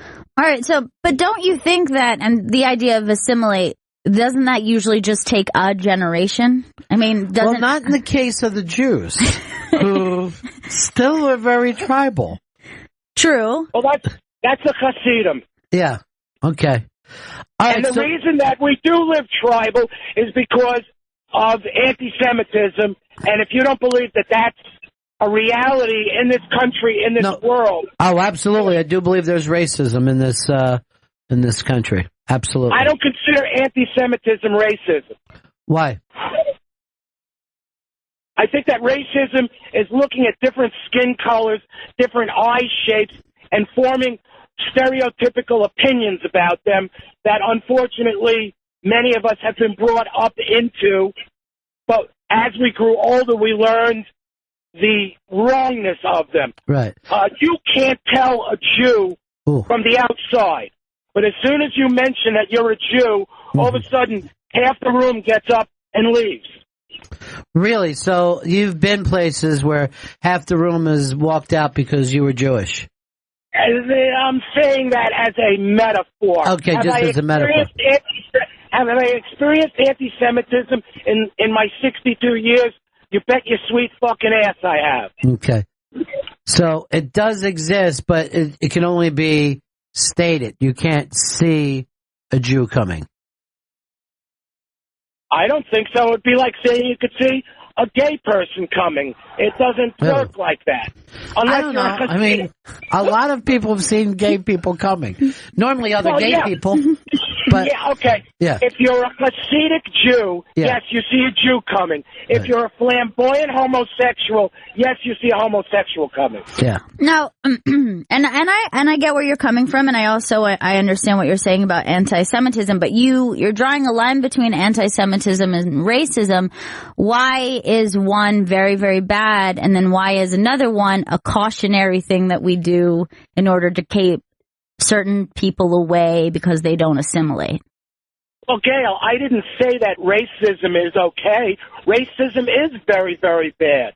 I don't consider Trump's stance, and I don't consider Trump building a wall, any form of racism. What about like a ban on Muslim immigrants? Would you call that racism? No, I wouldn't, because over 80% of the Muslims in this world want Sharia law. That is a known fact, okay? And with all of these refugees that we are letting into our country from the Middle East, I would have to say there is a good chance that a lot of them are going to be, quote-unquote, Trojan horses. Do you understand what I mean, Gail? I understand the point that you're trying to come across, but I also feel like making a statement about 80% of people wanting Sharia law is 80% of the Muslim world population. Look it up. It is a known fact. Some of the greatest minds in our history have spoken up about this. Who? I don't know their names offhand. If I was in front of a computer and I could do a search, I could give you their names. I have watched and listened to reports after reports how the majority of Muslims in the world want Sharia law across the board. All right, buddy. So you're happy the way things are going. Appreciate your call today, Paul. Thumbs up and have a good show. Thumbs up. Thumbs up. Ryan, Panic in Detroit. What's up, buddy? Hey, how you doing today? Cool, man. You know, I voted for Trump. I'm ecstatic with the way things are going. Trump is finally putting the United States first. You know, in all of the trade agreements, the United States has always seemed to get the shaft. And it's about time that somebody is standing up for the American worker, caring about the American worker, and, you know, giving us hope for prosperity instead of enriching these other countries and, you know. Ryan, what kind of work do you do, buddy? I'm sorry? What kind of work do you do? I'm in transportation management. So, and I do say, and I told this to Gail earlier, I've never seen any president go after the jobs thing as publicly as Trump has. What do you think he's going to be doing for the American worker, let's say, over the next 4 years? I honestly believe that he is going to be creating jobs by either increasing the tariffs put on products coming into the United States, which is therefore going to allow companies to think more closely about going out of the United States. All right, well, let's look at Apple computers, right? Okay. Are they an American company? They are an American-made company, but they're also a publicly held company with the majority of their stocks being held outside of the United States. But, I mean, they also don't manufacture in the United States, right? That is correct. And the same's true of Nike, right? That is correct. So we are going to put tariffs on, let's say, Nike sneakers and Apple smartphones. Is that going to happen? I think we should. Right. You know, I deal with truck drivers every day, and I manage truck drivers. We, you know, in Detroit, we are sitting right next to the Canadian border. We see the Canadians come in underbid our freight every day. Whereas owner-operators or independent contractors as American drivers can no longer support their families on the rates with the fuel prices and all the insurance stuff. You've got the Canadians coming in underbidding, and, you know, it's the influx of... Do we keep the Canadians out? Do we keep the Canadian business out, or do we hit them with an extra tariff like you're talking about? I believe that if the company is not based in America, right, then yes, they should be subject. But it doesn't do us a lot of good to have the company based in America if the jobs aren't here, right? Well, and that's true. I mean, we can talk. You can also reference the Ambassador Bridge. Remember, Canada built the Ambassador Bridge. They did not want to sell that to only but a Canadian company. The Ambassador Bridge is a privately held.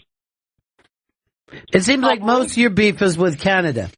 No, my beef is with any company that is taking American workers' jobs. All right, I appreciate it. I'm just wondering if we get around to Nike pays the penalty for not making their thing, so it's a tariff. How are the people going to react to suddenly Nike sneakers are more expensive? Suddenly iPhones are more expensive? Because I get the tariff thing, but it turns around and it's going to be the American consumer paying for that. You go into Walmart and you buy cheap goods because we've got little Chinese kids, making those clothes. So it's going to get around one way or another to the American citizen as the one paying the freight.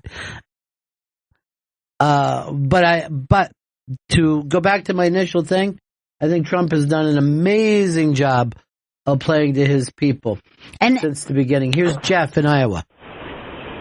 Yeah. Hey, Ronnie. Yeah. Hey, I drive truck out here for 30 years, and I've never seen nothing like it. I mean, as soon as you're out of the cities, these people are giddy.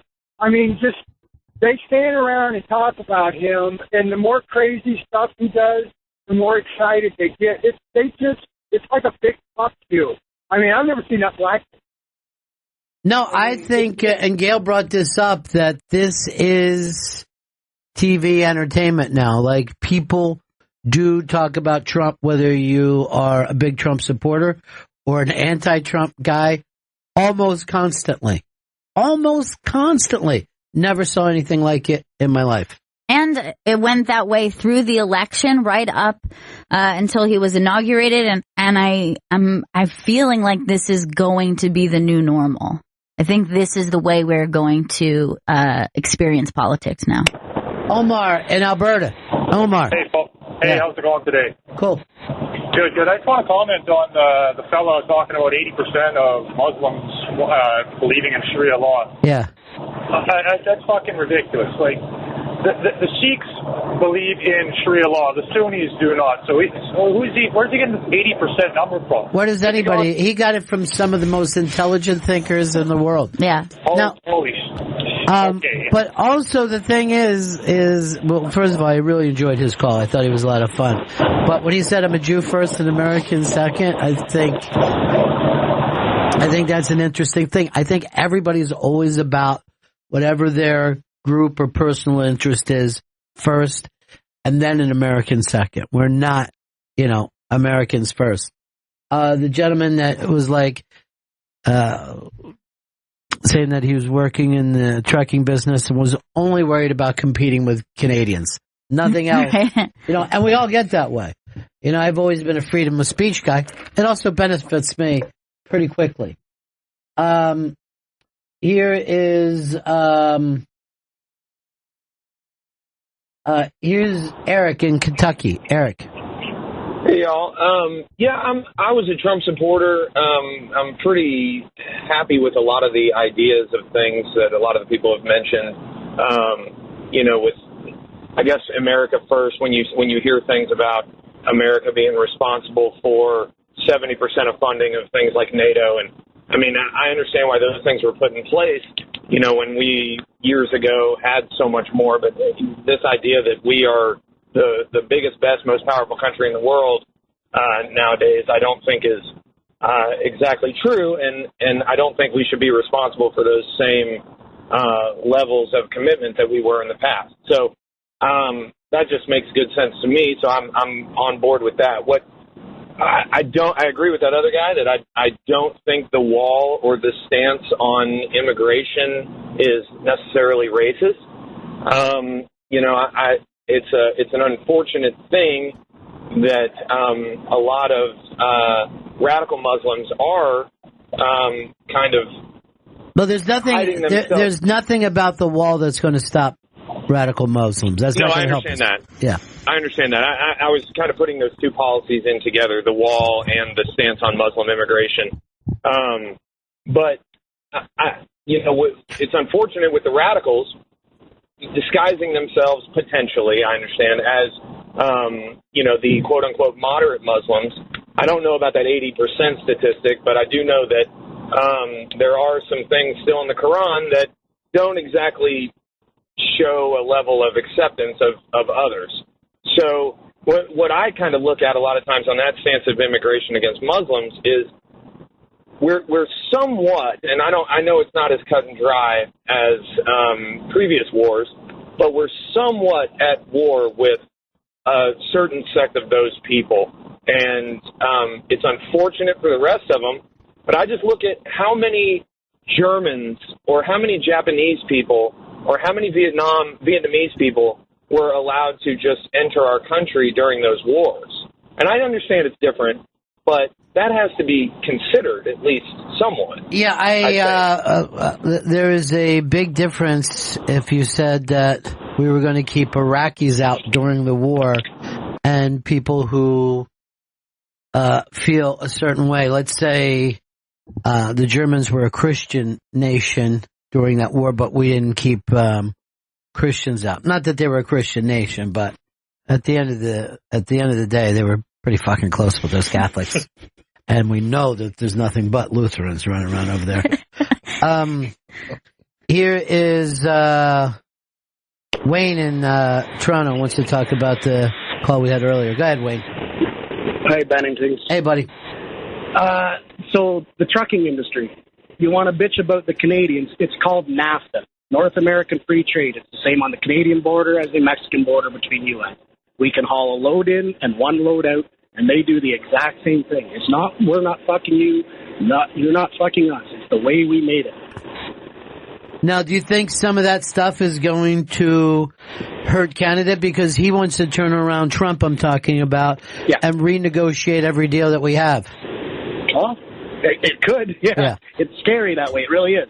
Because we have a prime minister up here, Trudeau, who has pretty much bent us Canadians over. He's been in power for 6 months and already dropped $4.2 billion on outside countries, brought in about 30,000 Syrian refugees, and we're hurting personally as Ontarians, Albertans, whatever you want to say. Well, we could end up with Mr. Wonderful as your prime minister. That could happen. Yeah. He likes money. It's a similar situation as your Trump right now. There's a lot of people up here that are pretty hyped up about what he's saying. All right, it'll be interesting to watch. I will be keeping an eye on it. Bill in New York. Yeah, hi, how are you? I was just calling about the previous gentleman was talking about tariffs. Yeah. And, I'm not saying I'm an expert, but my understanding would be that the only way a tariff is going to work is you're not going to put a tariff on a product that's already made in another country and then just raise the price. That's not what it's set to do. What Trump, I think, is trying to accomplish with a tariff is to encourage those companies to think twice and say, well, wait a minute. If they're going to add a tariff to my product, maybe I ought to just make the product here, and kind of level out that playing field. Well, first of all, we're not going to have the government set the prices of what you can sell your sneakers for. So if they hit them with the tariff, there's no reason that Nike won't turn around and say, I'm going to throw in another $35. And you can't do it to companies that are just leaving now. That would be illegal. You'd have to do it across the board. So It'll be interesting to see. Look what happened with oil. When oil went up to $130 a barrel, the companies in the Dakotas, the shale oil, all that kind of stuff, they figured out a way to do it, right? And that's what brought the price of oil down, because now these people were able to buy the technology, make their technology better, and pump oil out for less than $130 a barrel. Whereas at one time, it was always costing them $130 a barrel. But with any kind of economy of scale, the cost goes down. So if Nike sneakers are going to be more expensive, then somebody's going to make sneakers in America. That's how it's going to be. Now, so let's say, and that's across the board for like everything they made in they have at Walmart is cheap and it's made in China, right? We agree on that? So we're going to hit all those individual companies that sell T-shirts and handbags and whatever they are. We're going to hit them so that it would be better to make those products in America, right? That would be the idea, not on all products, on some products. Why not on all? Well, you can't make all products in America. I mean, why not? That's because you can't. You have to have global trade regardless. No, I obviously, I mean, it's almost a Republican point of view that that free trade is the best kind of trade. Trump is the one, coming in with the tariff talk. So it'll be interesting to see, but I don't know if you could just, I'll be very interested to see how this goes. I mean, first of all, if I was a Trump supporter, I would have no doubt that I'd be happy with him right now. I mean, the guy's coming out swinging. But at what point does he have to show that some of this stuff is going to work? Let's face it. I mean, how much does he have to cut this illegal immigration from before we're like, okay, he's doing, this is well worth it. I mean, is it worth it's $20 billion for the wall. What percentage do we want that to come down to? Do we think it should drop at 90%, or is 10% happy enough for our $20 billion? And what will, let's say the wall is built, what will be the measure of success that it is benefiting the country? Like, what is it, other than physically, like there's less illegal immigrants here. What will, other than that, because that doesn't change much, that's just saying there's less of them. What will have to be the evidence that they would be happy with, like, oh, this does work, or it didn't work? What I want to see is more white people picking strawberries. Yep. Lima beans. And to me, get us back in the orange business. I mean, that's going to be the success rate. Washing dishes. Stuff that, like, we like to do. Let's go over here to,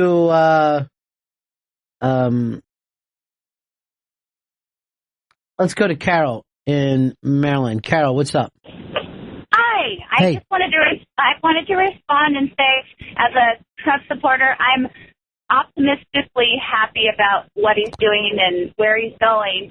But one of the arguments that you were talking about in terms of the tariffs and how it balances things out, and you talked about Walmart, and you said, well, the reason that they have such cheap prices is because everything's made in China. And it's not necessarily true. I mean, they've got pharmaceuticals that come from companies that are... Well, I was talking about the dry goods. I'm talking about the dry goods that they sell at Walmart. And I don't know that that's necessarily true either. One of the reasons Walmart is really good at what they do is because they're really good at negotiating contracts. And you talk to any American company that's dealt with them, and they will tell you that. It doesn't necessarily mean that... Well, guess why, though? Guess why? Because they are negotiating your deal against the Chinese and Far East and stuff like that. They can get it cheaper. Walmart we would agree, doesn't have a great track record for even taking care of their own people. You know what I mean? And I would agree with you that they're very good about getting this down to the lowest price. So what is Walmart going to be doing when they suddenly hear anything that you're importing gets a tariff thrown on it? It'll be, and by the way, I don't know which side is right or wrong. I just say it's going to be interesting.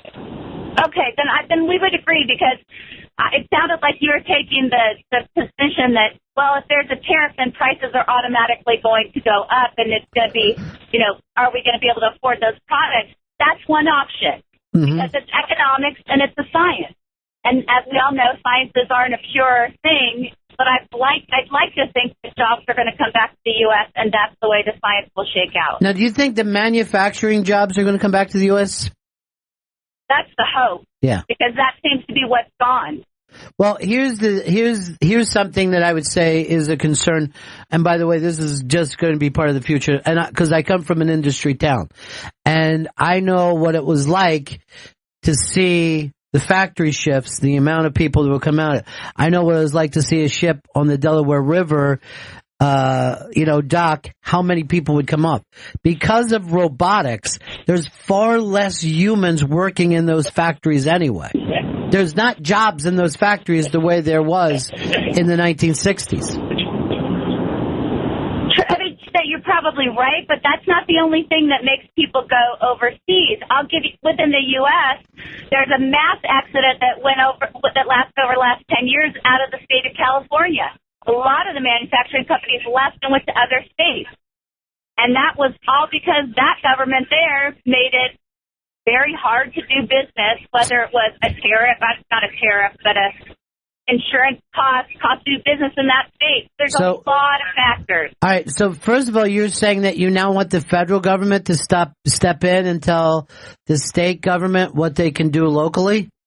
No, the state, it was an example of how but I'm telling you, factors that are involved. I mean, as far as we're concerned, going from California, because a lot of businesses went from up north to down south because there wasn't unions and those people would, work cheaper. So what you're, I don't think that Trump will ever get involved in saying whether a business can go from California to Arizona. Oh, he can't. That's not his position too. Anyway, Right. That's not. Yeah. I mean, that's the whole Republican theory is based on less federal involvement versus more. And yet here you have a president getting involved, being pro-America instead of pro-big business. This is all new ground. We have nothing to compare Donald Trump to. It's going to take a little while before we figure out, and I know everybody's reacting one way or another, but it's going to take a little while to figure out if any of this stuff is really bad, really good, or no difference at all. But I appreciate you calling. Thank you. All right, bye. And I will say he's made a bigger splash than any president I've ever seen in my life. Here's Brian in Canada. Brian, what's up? Hey, Ron. In the spirit of the free market, when the wall goes up, I'm definitely going to Mexico and starting a ladder factory. Thank you, my friend. Here's Curtis in Houston. Yeah, all these companies that make pickup trucks, and not the stereotype per se, but a lot of your average lower income folks are doing jobs that require pickup trucks. Silverados, F-150s, whatnot. Mm-hmm. These are all made down in Mexico. You start tariff wars, you start trade wars. Okay, so that the manufacturer then brings that back. I couldn't agree with you more, Ron. It's an automated process now. So when the job comes back, you're not going to have that factory full of people. And when it does come back, you're going to have the cost of moving it back, the prices of all these things, the price for your average lower income person to operate their business or do whatever they want in their life is going to skyrocket. That's going to affect the lower income people with any tariff war way more than it's going to affect upper middle income and up. This is a complicated business. Now, the one thing that I am most interested to see how they're going to roll this out is rebuilding the country's infrastructure, which I understand might be $1 trillion thrown into that. And that's something on the at least short term will help the American worker. If we start rebuilding airports and bridges and highways and stuff like that. But Absolutely. But that's something that every Democrat's wanted to do for years, and the Republican Congress stop because they're like, why are we spending this? We don't have the federal money. Look at where we are. Trump can probably get that by it if they let him, if he lets them run with some stuff. I also thought when Trump said the other day, we're sending the feds into Chicago if they don't take care of it. I've been talking about that for fucking 10 years. Yeah. I don't see a goddamn problem with that, despite hearing people talk about the slippery slope of martial law. Because I'm telling you, I'm here in New York, and I've seen troops in the subway. I've seen troops in the train station, and everyone's like, hey, what's happening, dude? Doesn't feel like federal law. It feels like extra security. All right, we got a break here. Back, Bennington. Welcome back to Bennington. Well, thanks. Thank you, Chris. In studio are comedians Paul Verzi and Shane Gillis. Paul, Shane, what's happening, buddies? How's it going? What's up, Ron? What are you guys doing today? Nothing. I'm tired because I drove to a gig in Albany last night, 2.5 hours, that I found out was Saturday. So, I just spent a good almost 5 hours in the car just for a little night drive, a little night stroll last night. So who fucked up on that? You know what? I had it in my, that's so funny because I think it's not me, but it is. Yeah. I had it in my head. You know when you have a date and I was like, oh, it's the 25th. It's definitely the 25th. So, I'm driving up and the showtime's 7, which is an early showtime. And I'm not going on first, but I'm going to show up around 17 minutes after 7. So I want to make sure that's okay. And all of a sudden, 7 o'clock, I'm 15 minutes from the gig. I was in the car stressing. I needed to stop at a Stewart's to get a fucking phone charger because I was going to lose my way and not have any communication. So I'm just stressing. I'm going, how come this guy's not calling me? It's almost 7, And so at 7:01, I call him and he goes, hey man, call me. I'm at a gig. Call me at 8. And I go, I thought the show was at 7. And he goes, yeah, 7 Saturday. And I was 15 minutes from the gig. And I'm in a dark, it was outside of Albany. So it wasn't just Albany. Right. It was in Greenwich, whatever. and this so I'm off this dirt road and I'm just sitting there and I'm like, my wife, I had to organize my mother taking my kids. Yeah. It was just a whole day of stress. And he runs out and he goes, hey dude, what did you do, knucklehead? He goes, I'm in a nursing home doing a gig right now. He goes, what happened? And I go, I'm sorry, buddy. I said, it's my fault. He goes, yeah, remember you called me and you kept saying 25th? And I go, no, 28th Saturday. And you said okay. And I go, apparently I didn't remember that. Yeah. So, you need somebody to look after you though. You know what I mean? You're like the absent-minded professor. You thinking about your part of the day. That's it. Yeah. That's exactly what I did. I was thinking about my part of the day, what I had to do. And then it's getting close to showtime. Nobody's calling me. And then I'm just sitting and what can you do but laugh? But here's the thing with Paul. I see him before you go on stage. You're like the bull behind the thing. You're ready to go. You know what I mean? Right. Like your focus is I'm going there, and you're like he's like you got my thing. Good. All right, we're going up. Do you get the light? And you just see him. He's ready to charge. To say a guy like that's not going to go looking at a calendar. You know, right. That's the difference. That's the difference. You need a guy. I need a guy who says, "Look, I'm going to get you to that point, and then don't worry about anything else." Well, that's go out. Very perceptive. Yeah, that's 100% right. I'm like, all right, they got the light. All right, good. I'm going next. I'm ready to go. I'm not organized. So Shane, and it drives my wife nuts. Shane, do you have your day-to-day shit together? No. No, not at all. No. This is why people have assistants. They have secretaries. That's it.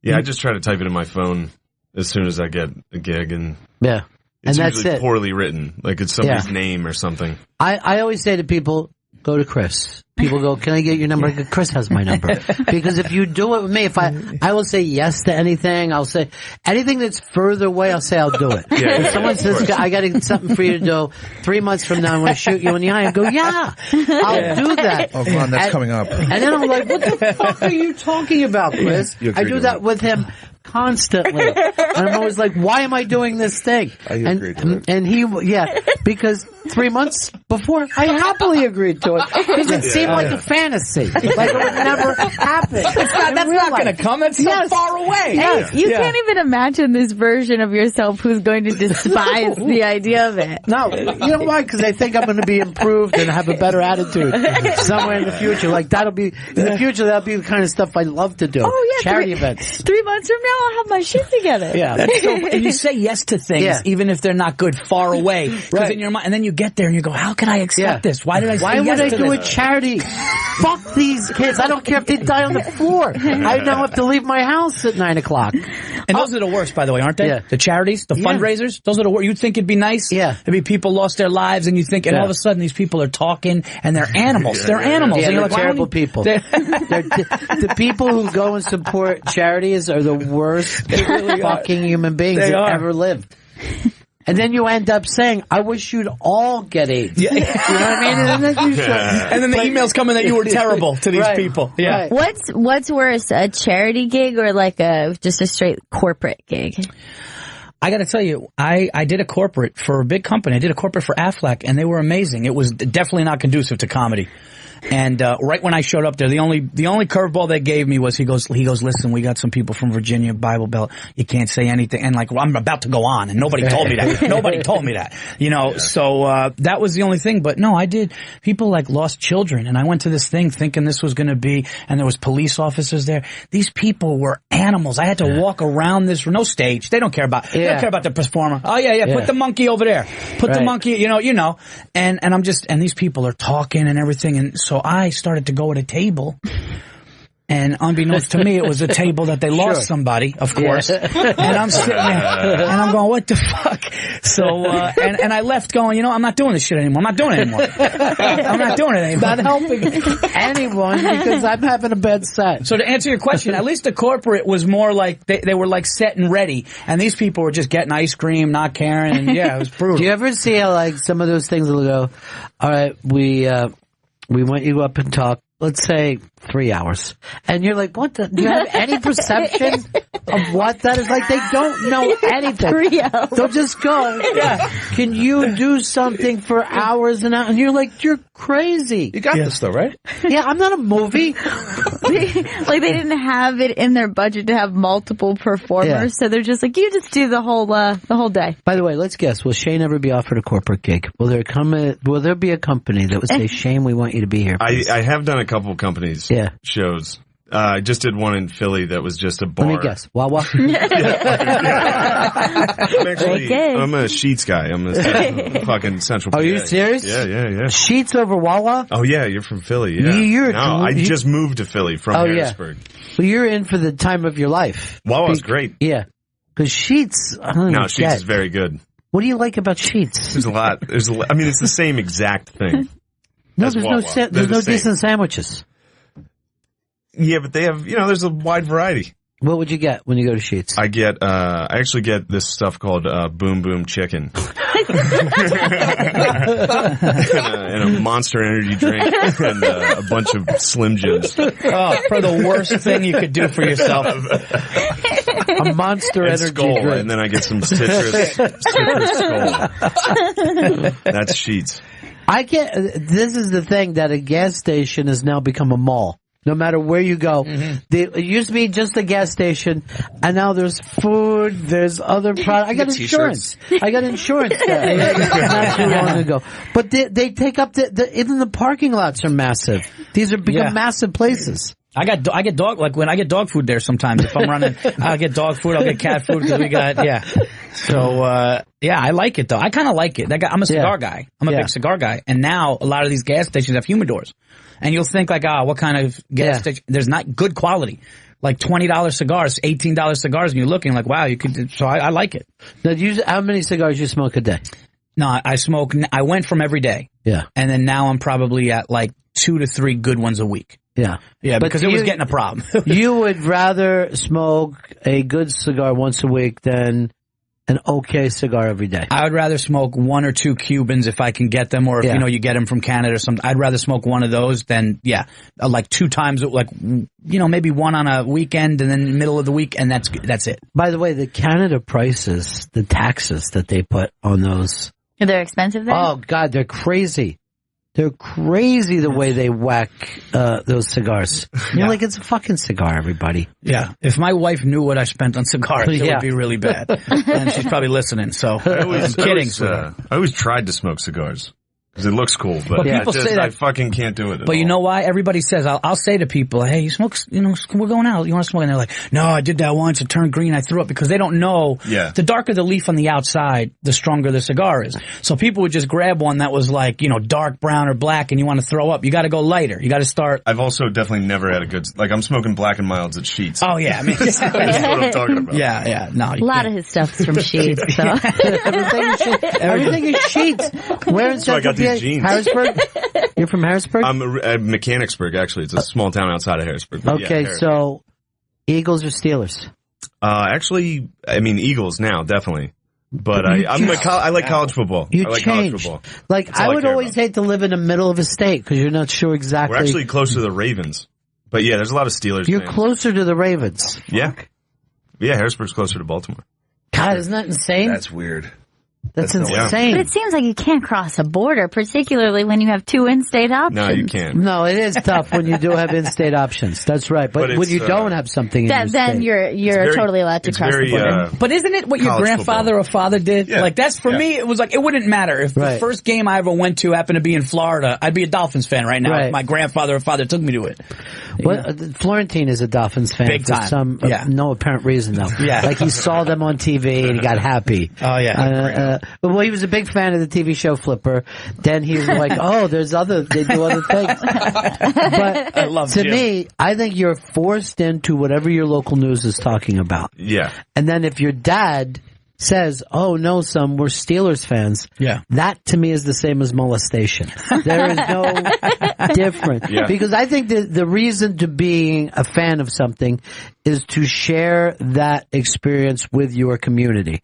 And then when you move, like most of us have, you still think to yourself, oh, everybody that I was in first grade with is cheering right now. You know what I mean? Yeah. My old neighbor is cheering right now. That's great. When you're just like, oh, I like the Cowboys because they win a lot. No, that's a whole different thing. Being a bad person. Seriously, that's almost ISIS. ISIS bullshit like that. It's indoctrination. Yeah. Paul Verzi and Shane Gill. He's just backing me up for no fucking fair reason. Seriously, that is like that's the worst kind of person you could be. Why's A that? fucking yes man, what you would just be. They're worse than ISIS. Paul Verzi and Shane Gillis are in studio. Paul's performing at the Comedy Connection in Providence, Rhode Island, Friday, February 17th and Saturday, February 18th. Go to ricomedyconnection.com for tickets. And Shane hosts Digital Graffiti monthly at Helium Comedy in Philly. Jesus Christ. Go to heliumcomedy.com. You had a XM credit now, so that's, I got that. You can write that down. That's cool. And you can check out Shane's podcast, Matt and Shane's Secret Podcast, available on iTunes. Yeah. Paul, you're not doing a podcast? I do. I should have put that down. Yeah, Yeah. the Verzi Effect. I've been doing it 6 years, so I got to do it today. Actually, yeah, the Verzi Effect podcast. Check it out. No, where do you do it from? I do it from my house. Do it right from your house. Do it right from my house. You have guests, or you talking to people? I just did my 290th, and I would say out of 290, I've had a guest maybe 20 times. Yeah. Yeah. Just because it's easier up there. I live in Westchester. It's hard to get guys up there.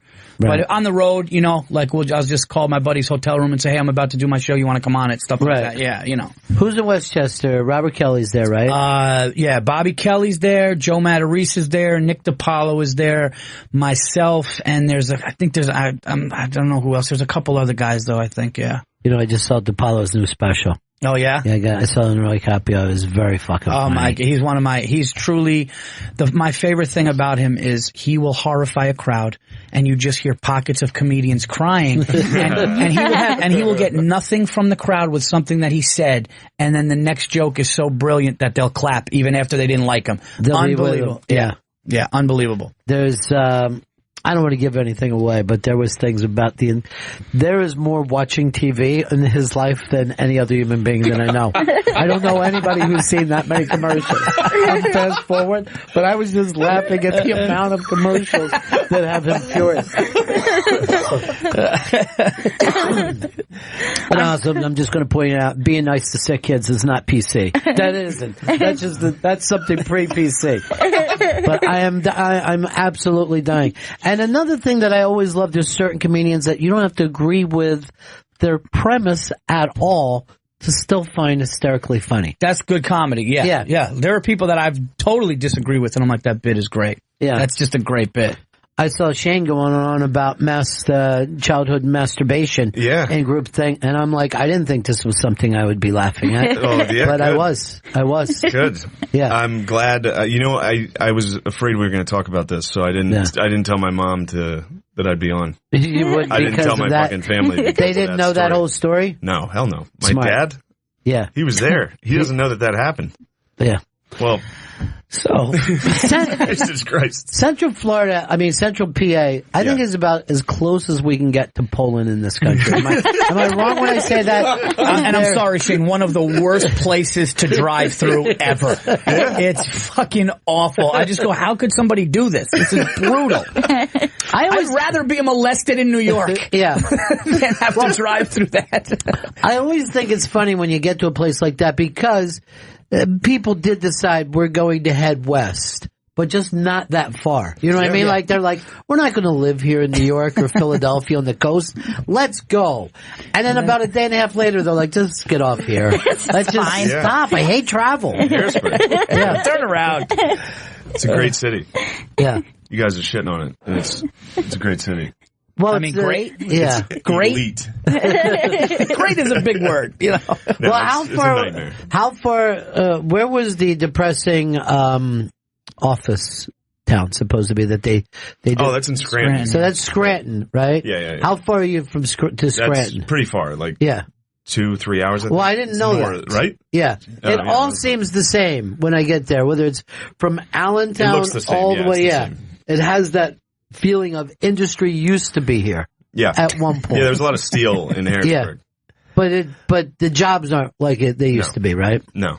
And when was this used to be time? When were things good? I don't know. When was steel big in the United States? Like World War II? Was that the last time? And after that, a little bit I mean, after it's been a long time now. A while since after they're that. like, I think it stopped in like the 70s. I think that's when things started to fall apart. So like same 40 time years. Detroit fell apart. Yeah, so 40 years. Yeah.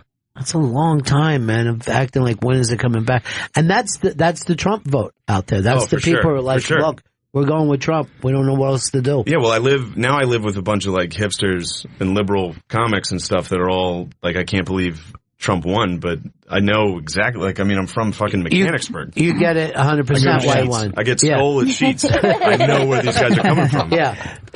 There's a lot of guys in Central PA that are wearing camouflage all day, all the time. Yeah. Like you pull into one of those stores, everyone's in camouflage. Like, shocking. Yeah, and you're like, are you deer hunting today? No, not at all. It's like Pittsburgh. Pittsburgh, they never take off Steelers jerseys. Yeah. Any day. You go to Pittsburgh, you're wearing a Steelers jersey. Like a Heinz Ward. But more Steelers fans outside of Pittsburgh than even in Pittsburgh. Yeah, they're the real white trash in Pennsylvania. If you're a Steelers fan from Mechanicsburg, you're wearing pajama pants right now. Right now. Yeah, it's rough. Where did you grow up, Paul? I was born in Yonkers. I'm a New York guy. I was always in Westchester. Yeah. Born in Yonkers, lived in Harrison, lived in Mount Kisco. Now we live up north, northern Westchester, but spent high school years in Dutchess County near Poughkeepsie. Sweet. Yeah, moved a lot, like you said before, moving a lot. So, yeah. But that's a really much more beautiful part of the state than people even give it credit for when you get up above. Oh, you mean like... Yeah, it was hard for me because it was like 93, 94. I had friends, in Westchester, and then like it wasn't really developed like it is now. Yeah. And I remember the first day my mother was driving me to school. This is true story. My mom and I hated it. I was so pissed at them. How the fuck can you do this to me? I had all these friends. I was going to play football. Devastated. And I was driving, and she's like, it's not going to be that bad. And we just drove past this field, and I saw a cow. And I started welling up, and she's trying to like hype me up for my first day of school. And I go, there's a fucking cow right there. And I just started crying, and I think she actually held in her laughter. And I'm like, there's a fuck. And we laughed about it later, but it was hard. So, but now it is, it was just for a kid that's about to go into high school and had friends in Westchester, then to go up to the country. Yeah. It was a big shock. And that was also the time, if you're, that's before everybody was connected by the internet. So when you said goodbye to your buddies, it was basically basically goodbye forever. Yeah. You know what I mean? Like, goodbye, I'll never see you again. Yeah, like I couldn't text. I had to take a Metro North if I wanted to see him on a weekend. You're absolutely right. That's exactly what happened. Now, it doesn't matter where you live. It's everyone can see everything that you're doing. You can't leave. You can't, like, be that guy who people found out you fucking blew a duck and you have to move and you can't get a fresh start. You know, a lot of kids that used to move around a lot, like army brats, they would just steal the personality of the coolest kid in the town before and try to bring it in. Blow a duck. I'm just picturing a guy go, can a guy blow a duck without anybody pulling out their phones anymore? I mean, what's it going to take to blow this duck? And then by the time you get to the new school, look, it's the duck sucker. He's here. We already saw this. We've already seen this video. Yeah, but the cool kid at my last school did it. Yeah, the cool kid did it. Was anybody cool in Mechanicsburg? Was there anybody? Yeah, I mean, I was. Yeah, there's tons of fucking cool kids in Mechanicsburg. Yeah, really? Yeah. No, it was great. I love it. If I didn't do stand-up, I would still be there. For sure. Absolutely. There's There's not a doubt that you'd still be there. No, I come to places like New York. This is like outer space. This is weird. You were talking about everyone wearing camo in Mechanicsburg. At least there's like a uniform. Up here, everyone's dressed nice. Like, everybody's cool here. Well, yeah, black is cool really for? the uniform here. Everyone's just in black. Is Mechanicsburg the toughest name of a place you've ever heard in your life? Yeah. It does sound like... It sounds like the mechanics college is there. And they named it, you know how like Penn State, that state college? Yeah. Which, that could be Mechanicsburg. That is. There's the same people. Right. Yeah, it really is. Harrisburg's like the closest city to Penn State. And you're like, oh, one day, we'll go down to Harrisburg for a steak. That was always the big thing. Class trip, we're going to Harrisburg this year. They got a new Burger King. See, he's the only one here that grew up. Well, also, Vito, you were born in the Upper West Side, right? Yeah. Upper West, 68th and West End. And that's the life that you knew. When did you find out that the rest of America lived differently than the Upper West Side? I think not until I got to high school and I was going to school with kids from Brooklyn. And I was like, oh, you have a house and you have neighbors that you know. Right. Like, I don't know. I know one woman on my floor named Aura, and she's very nice. After all those years of living there? Yeah, actually, on New Year's Eve, I got home from a cab, and me and a dude were on the elevator together, going to my floor, and I was like, wow, I've never seen this dude in my life. That happens all the time. Yeah. I don't recognize people in my building all the time. It's only 6 stories. It's not like a giant building. And you've lived there your entire life. Oh, yeah. Actually, your entire life. All the people that I knew, they're all dead, when I was a little kid. Now it's just all young people moved in because it became a co-op. Well, he's rent controlled. Yeah. So he lives at obscene levels because he was born into that apartment. Way above my head. And they can never kick you out, right? As long as I pay my rent, they can't kick me out. I guess they can try to buy me out, but they haven't. But they can't force your hand. Yeah, they can't force me out, no. They can't evict me. That's great. Yeah. It's amazing. Yeah. It's rare. $750 for fucking $2,500. What price would you walk away from it if they were trying to buy you out? $40. Be like, I'll take it. Weekly Metro card. What do you have a price? Probably $250. I would take to. You would take $250,000. Where would you go with it? I don't know. I'd probably have to get roommates. But if you take the $250, you got to leave the fucking city, or else you're wasting your money. Yeah, because $250 is going to get you nothing. Yeah, you're going to need about $2 million. I also think $250 is too low. You think? For your rent control apartment? Because you know what they can get for that place? Probably $1.5 million. Fuck. And you're then I need the million then, man. You're fucking making a lot of sense, Ron. Thank you. I'm fucking lowballing myself. The other thing I made sense about is put a condom on before your Tinder dates, and now he's got discoloration, and he had to go see. Yeah. He raw dogs people that he met on Tinder. That's terrible. Yeah. It feels good. Yeah, I mean, of course. It's fun. Oh yeah, that part is true. Yeah. Oh yeah, no one didn't think it felt good, Chris. Yeah, it feels really good. To have your penis and stuff. That's true. No matter what it is. I mean, the truth, from that part of it, even gays are right. Oh, this feels good. Yeah. Having this dude suck my cock feels good. But that's the view that's fucking me up right now. But the oddly colored piss is concerning. It's concerning to me. That's what's going on? Easter egg piss he had. Yeah, it was a wild color, so then I had to go yesterday to get a fucking STD Like a test. light green? Yeah. Whoa. Like what green? was it? What happened?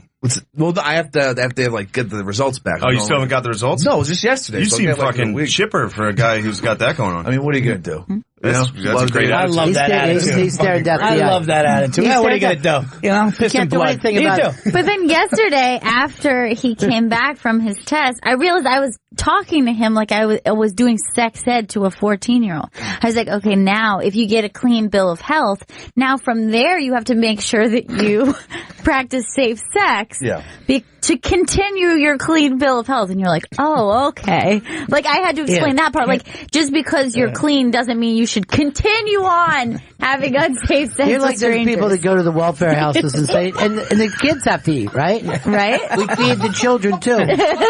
You know, you talk to people about, you know, Here's the basics. Here's the way you clean a baby. That's sad. It's not good. But, you know, if I get the clean bill of health, things are going to look up for me. But you do dangerous shit, like you gamble, huh? Yeah. Like gambling with my dick or like with money? No, not gambling. He gambles with your with dick. he's an addict. He's an alcoholic. He's a gambling addict, and just very recently, sex addict, and it didn't exist that way before. Are you a gambler? Like you gamble like on games, you bet and all that? Yeah. I like gambling. Yeah. Oh, nice. It is nice. Yeah, I mean, probably not great, but like for you, but it's fun. Oh, you know, it's little action. His right? dad raised him at the track, and his dad was a junkie who raised him at the track. It's a real New York. It's a real New York story. I'm not gonna lie to you. Love Belmont. Some of my best memories were from Belmont. That's great. It is very exciting. Right as that race is starting, there's nothing like that feeling. Once that fucking the race has started. And they're off. We're going to win money. It's like you imagine in your head beforehand. You can't imagine anything but. It's the only gambling I've ever understood. Like I've playing the slots, even playing cars. I'm like, it's fun, but like I can't really sustain. But a horse race is so incredibly exciting to me. No, would it be exciting if you didn't have money or there was no money on it? Well, I mean, I've bet so little before. Right. You know what I mean? Like I've barely put money down and felt excited. So it's more like just to have someone in the I think it's just like it's so immediate and it's 2 minutes and then you get the result. It's amazing. It's incredibly fun. But there's nothing like the emotional roller coaster of having a lot of cash, like you know, on an NFC or AFC championship game, and you go in with this idea, and you're like, I'm going to win the AFC, then I'm going to double down on the NFC, then I'm going to take all of that and win it on the Super Bowl, and I'm going to start this empire, and then you're down 40 points, and you just start like, I'll get 3 onside kicks in 15 seconds. All it's going to take is just like this miraculous thing. Yeah. It's and amazing. then you chase it. And it just started out as this fun thing, and you're drinking, and before you know it, you're just down. And I'm like, fuck, I don't need that shit, man. I don't gamble anymore on that. You know, the smartest idea they ever came up with was Sunday night games, because you're either taking your winnings and looking to double down, or fucking, I'm behind. I got to bet everything Sunday night. Chasing it. Yeah. So that game has got to be the most bet game all week. Because that's a desperation. But why do some people only bet the Super Bowl? Because a fucking, a Thursday night game in August, if you got money on it, is very, very exciting. It's just people that don't watch it. It's like, somebody made a good point. It's like with politics. A lot of people get into politics around an election. Yeah. But you talk to people that are like, no, I follow this all year. You know, and some people are like, no, I follow it all year and I know more. And other people are like, why is this happening? And then they're like, I don't know what the fuck I'm talking about. I watched it for 2 minutes. Well, if you look at a thing now like New England, where an entire region has had a reason to pay attention for the last 17 years or whatever, unreal. Someday they're not going to someday Brady's going to leave, and they're just going to be a regular team from that point on. Yeah. Well, when Brady and Belichick leave. Yeah. That'll be it for them. They'll don't know what it feels like to live in Cleveland. You know what I mean? Because Oakland had a long run where they were somewhere involved every year for like 25 years. Guy dies. His kids are like, I don't know what we're doing here. We're trying to get guys on the team. I'm not sure. How does that work? Do we got to get helmets too, or can they bring their own helmets from last year? There's a draft. They got pads. They got pads for this thing. That's hilarious. But I don't think anybody in New England imagines they're going to lose. I don't think anybody in Atlanta imagines they're going to lose. They've got to know. They've got to know it's coming. Yeah. With Brady leaving. Oh. He'll leave, and they definitely remember sucking. They have to. Well, just think there's some people that are too young to know that. Yeah, that's what I was going to say. I agree. There's a 12-year-old kid that has no pain. He's never for 13 years they've been going. He has no pain, and then he's just he's going to lose it. They think, the easiest thing in the world, that's to win games. It's so fucking easy. You just win the games. You just have Brady, and he wins the games. It's the best thing. Doesn't matter who else is on the team. Football's easy. Yeah, it is. It's so fucking easy. The other teams stink. Yeah. Shane, you got a Super Bowl pick? I'd go with the Patriots. Actually, my girlfriend's cousin plays for the Patriots now. What he the just got fuck picked up. are you talking Yeah. about? His name's Matt Lingle. He was on the practice squad with the Bengals. He's from Mechanicsburg, so that's cool. Okay, great. He was on the practice squad for the Bengals, and then when Gronk got hurt, they pulled him up. The Patriots signed him, and when you get signed off a practice squad, that puts you on the active roster immediately. So he went from, still a great amount of money on a practice squad to active roster salary, which is absurd. Is there a statue of him in Mechanicsburg? Oh, there will be, for sure. Mechanicsburg claim to fame. Look. This guy was on the Bengals practice squad. This guy dressed. Hold on. This guy dressed half the week. We also had Ricky Waters. We also had LaShawn McCoy. Central PA's got good football. Well, there's no That's all we doubt. got. There's a lot of football that comes out of that part of the world. But no, I'm cheering for the Patriots now because Matt. You have a connection. That's all it takes is that connection. And I like Tom Brady. I like his story. Some people hate. I like that everybody hates him. I think he's the greatest of all time. I'm a Giants fan. I think Tom Brady's the greatest of all time. I don't think it's close. Better than Montana. I do think so. I think so because for a couple reasons. I think not just the Jerry Rice and the Ronnie Lott, and he had a great defense, but I think that Montana played in an era where, it wasn't this free agent thing. And, look what Brady's done. Brady's winning with white midgets. He's got, Julian Edelman and this one and that one. And it's like all these people, you never see a big name other than Moss. The guy's never really had huge name running backs or wide receivers. And yet they find a way. So, and people could say, it's Belichick, but, Montana had Walsh. Yeah. So I think, and he's the only man on the planet to ever go to 6, and now he's going to 7. Now he's going to 7, which is incredible. And they asked him, they go, how do you do it, Tom? And he goes, it's kind of easy. I just deflate the football as wide as I can get. He goes, I'll throw him like a frisbee. Yeah. If you watch him, most of the things he's just chucking like that. So I guess that's why it's easy. But this year, that the guy who suspended him, Goodell, may have to turn around and hand him the trophy, which is great TV. That has nothing to do with the game or the sport, but it's just good TV. I just want that to happen. But nothing is going to look weird. He'll do it. I don't give a shit. I make $18 million a year too. Here's your trophy. Who do I care? Yeah. But it's the kind of shit that we look forward to. So you say Montana over Brady? I say it's this year of him going. Because the 4-0, the Giants fucked up Brady's entire thing. Because at 5-0, I would have given it to him. And an undefeated fucking season, I was like, yes, of course. But then I'm like, you fucked up. I see that. You fucked up again with them. And let's face it, he almost lost to the Seahawks. Yeah. That was a ridiculous fucking play. Yeah. But 7 fucking times, and he goes 5-2. He's got to win. If he wins this one, I think it has to be. I'll give it to him. I think it would have to be undisputed if he wins. If he wins this one, Vito, you agreeing? If it's undisputed, it's got to be 100%. Yeah, I said the other day though, I think that no matter what, the undefeated season that you choked on is going to affect your legacy. Well, he didn't choke on it. He fucking faced the defense. His leg was fucking broken. It was the end of the year. Yeah. And then, Magic Eli. You're not going to get away. No one's better for no apparent reason than that kid. No. Eli Manning has played how many years now? 15, something like that? Yeah. No, he'll be going into his 13th. 13th. In 13 years, they say he's never made a single friend. I don't know how anyone does it. He looks like the loneliest kid ever. He does look lonely. He does. It looks like his mom just dropped him off. They saw a cow. Yeah. He was crying. He's like, I don't know why I'm here in Jersey. Then he got out. But he still hasn't made a friend. Sad. Paul Verzi and Shane Gillis are in studio. Paul will be performing at the Comedy Connection in Providence, Rhode Island on Friday, February 17th and Saturday, February 18th. Go to ricomedyconnection.com for tickets. And his podcast, The Verzi Effect, is available on iTunes. Shane Gillis hosts Digital Graffiti monthly at Helium Comedy in Philly. Go to heliumcomedy.com for dates and additional information. What's that all about, by the way, Digital? Oh, it's kind of like, it's a roast show, but it's a group text that there's a panel in a group text making fun of whoever's on stage, and then we bring down projectors that display the group text to the audience. Jesus Christ. And the comic can't see it, so it's like pictures and GIFs and shit like that. It's actually really funny. And it's anonymous, so you can kind of say anything. All right, I want to come down. Give me the text. I want to come down sometime. I'd love to have you on there. That'd be awesome. Yeah.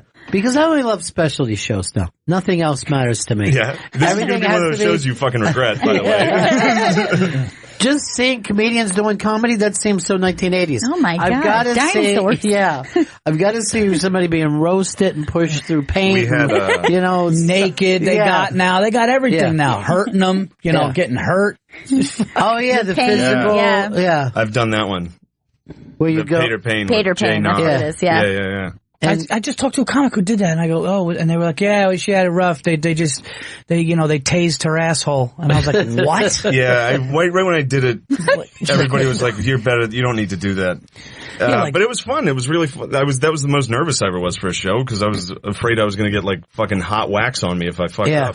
Isn't a joke bombing painful enough? No, thankfully now you got to shock my asshole too. I have to feel both feelings, physically and emotionally. I have to lose everything. And the audience judges, right? Yeah.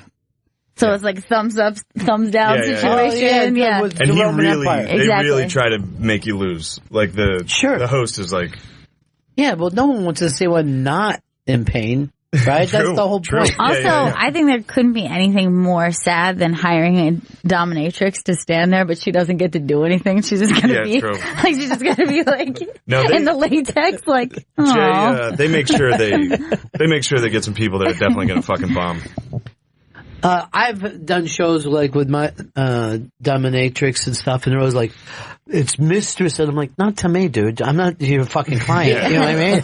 Like, you're not, this isn't England where there's royalty. I don't have to fucking play by it. Go around and act tough to the people that are letting you. I'll punch you in the fucking face right here in front of everybody. I'll fucking show you who's dominating. I'll beat your ass. You're 98 pounds. You're nothing to me. But that's the thing, is they want to live that gimmick all the time, and I'm like, of course you do. You're in charge. Yeah, who wouldn't want to be the person that everybody has to fucking bow down to? But did they do anything painful to you, Shane? No, I won. I've actually done it 3 times. And I never got pain. This proves why Shane is one of the funniest young comedians in America. Thanks, nobody can hurt him. They cannot physically hurt him. Run the gauntlet. No, it's fun. It's a fun show but it is terrifying. I mean, just the thought of if it goes poorly and you're gonna have to take your shirt off on stage. To get it, and have some lady with you. No, that would be. Before I went on, I was like, listen, I'm not doing that. I don't care. Take those fucking ones out of the deck. I can't do those. So it was just the taking off the shirt that bothered you more than anything? I mean, it's humiliating. You have oversized nipples. And you didn't want everybody to say... I have fine nipples. Just a bigger guy. I'm very fucking pale and... So your punishment would just take off your shirt and stand there. Yeah, that would be a nightmare. That would suck. No pain needed. Hey, Greg. Greg, what's up, buddy? You're on the air. Hey, this is Greg from Poughkeepsie. I just wanted to call. I've been waiting for you guys to have Paul in for a long time. I actually went to high school with him. The kid's hysterical. I'm glad to see all the success he's having. So he's having a lot of success. Oh, Greg who, man? Greg Martin. Just wanted to wish you the best, brother. I've been waiting for you to be on this show for a long time. I've been listening to Ron and Fez since we were in high school. Oh, I appreciate that, dude. Thanks so much, man. You got to come out to the special. It makes me very happy to hear you on here. I've been waiting for them to catch up to you. So thanks, dude. I appreciate that, dude. All right, guys. Now, you shooting a special soon? Yeah, we just found out. I mean, I don't have all the details yet, but I'm going to be shooting a special in April or early May, and we're kind of putting the venue together. But I'm really excited about it. I got some really big people helping me with it, and I'm excited. And you're going to do it here in this area? I think I'm actually going to do it in Westchester. I'm leaning towards the Terrytown Music Hall. Something might change. I love that place. I want to do it there. I've done a couple there shows. I opened for Burr there, and it just felt good. And it's kind of like a really small version of the Beacon Theater, right? But it's a gorgeous place. It's a great old town school. for it. Yeah. So everybody's telling me I should do it there. So I think that's where I want to do it. I love that. So you already have the network and all that's taken care of. Yeah, well, it's actually between a couple, so yeah. But I got the person that does them, and I just talked to my agent, so before I could finalize the exact date and location, but I want it to be Terrytown, and it will be this spring for sure. That's great, man. Yeah, man, I'm excited. Shane, would you like to come up and before the show take your shirt off? No, I'm all right. You sure? Right. Yeah. Because people can hit you with stuff, whatever you need. If there's a chance I can win $50, then yes, I'll risk it. But now that, he's doing it in, Westchester. And when you get your special one day, Mechanicsburg, the place would go fucking nuts. Now, Mechanicsburg, I do shows there, and it's terrible for comedy. Yeah. It's a bunch of dudes in fucking bright orange fucking hunting gear. Hunting gear, fucking Penn State starter jackets. Just fucking starter jackets. Yeah. Oh, yeah. Nobody was thrown by the kid touching up there? It didn't bother No, anybody? they were very... If it fucking emboldened them, it was insane. And I grew up... I went to a Catholic school, so everybody I grew up with listened to loved Notre Dame. Right. And then there was always all the white trash, and they all like Penn State. Yeah. And they fucking doubled down on Penn State when that thing happened. Really? Now, I was at the first game. I grew up in the southeastern part of the state, about as far away from Penn State as you can get, and everyone grows up Notre Dame and or Penn State fans. Yeah. You just do. I didn't fucking know because going to Catholic church, I thought that fucking Notre Dame was somewhere around Philly till I was like 10 or 11. I'm like saying to my dad, I go, when are we going to a Notre Dame game? He's like, why would we go all the way to Indiana? I'm like, where? Yeah. I thought it was around here. I had a similar confusion just because you had watched Notre Dame and my grandfather did, so I just assumed that it must have been a local team for you guys. Yeah. No. NBC, right? That's NBC. Because it was on. So. Yeah, and the church. The church just brings it up like it's the parish team. You know? For sure. They don't anymore. They used to, when they were fucking good, they did. Yeah, it's real hard for me to know why themselves. I watch them now. Yeah, you know, and I'm like, these guys suck, and I've been doing that for like 15 years. The church disassociated. God was like, no. Yeah. They didn't back off. They backed off on Notre Dame more than they did the whole pedophilia thing. Yeah. They really did. They stayed strong during the pedophilia thing. They had the same Penn State thing. Yeah. They fucking doubled down. It was exactly like Penn State. They did. The church, they were like this. I don't know what happened. A lot of these kids, they lie. That's funny. You can't believe all kids. Seriously, it's a Penn State fan. Yeah. It's the exact same thing. Well, the Penn State, football is a fucking nutty thing. It's a nutty thing. We went, so every year sometimes, even though we don't work together all the time with all of us friends, we like to go to one college game a year. This year it got canceled. We're going to go to the Swamp. We're going to see the Gators, but the Hurricane. Yeah. Last year, I got to kind of pick, or I said, why don't we go to Notre Dame USC in South Bend? And we did it. That's and it was great. like, but you're right, Ron. When you go to an NFL game, I took my son to 2 of them this year, Giants. It was great. When you go see LSU play Alabama, the state shuts down. You're talking about 100,000 people inside, then thousands of people outside.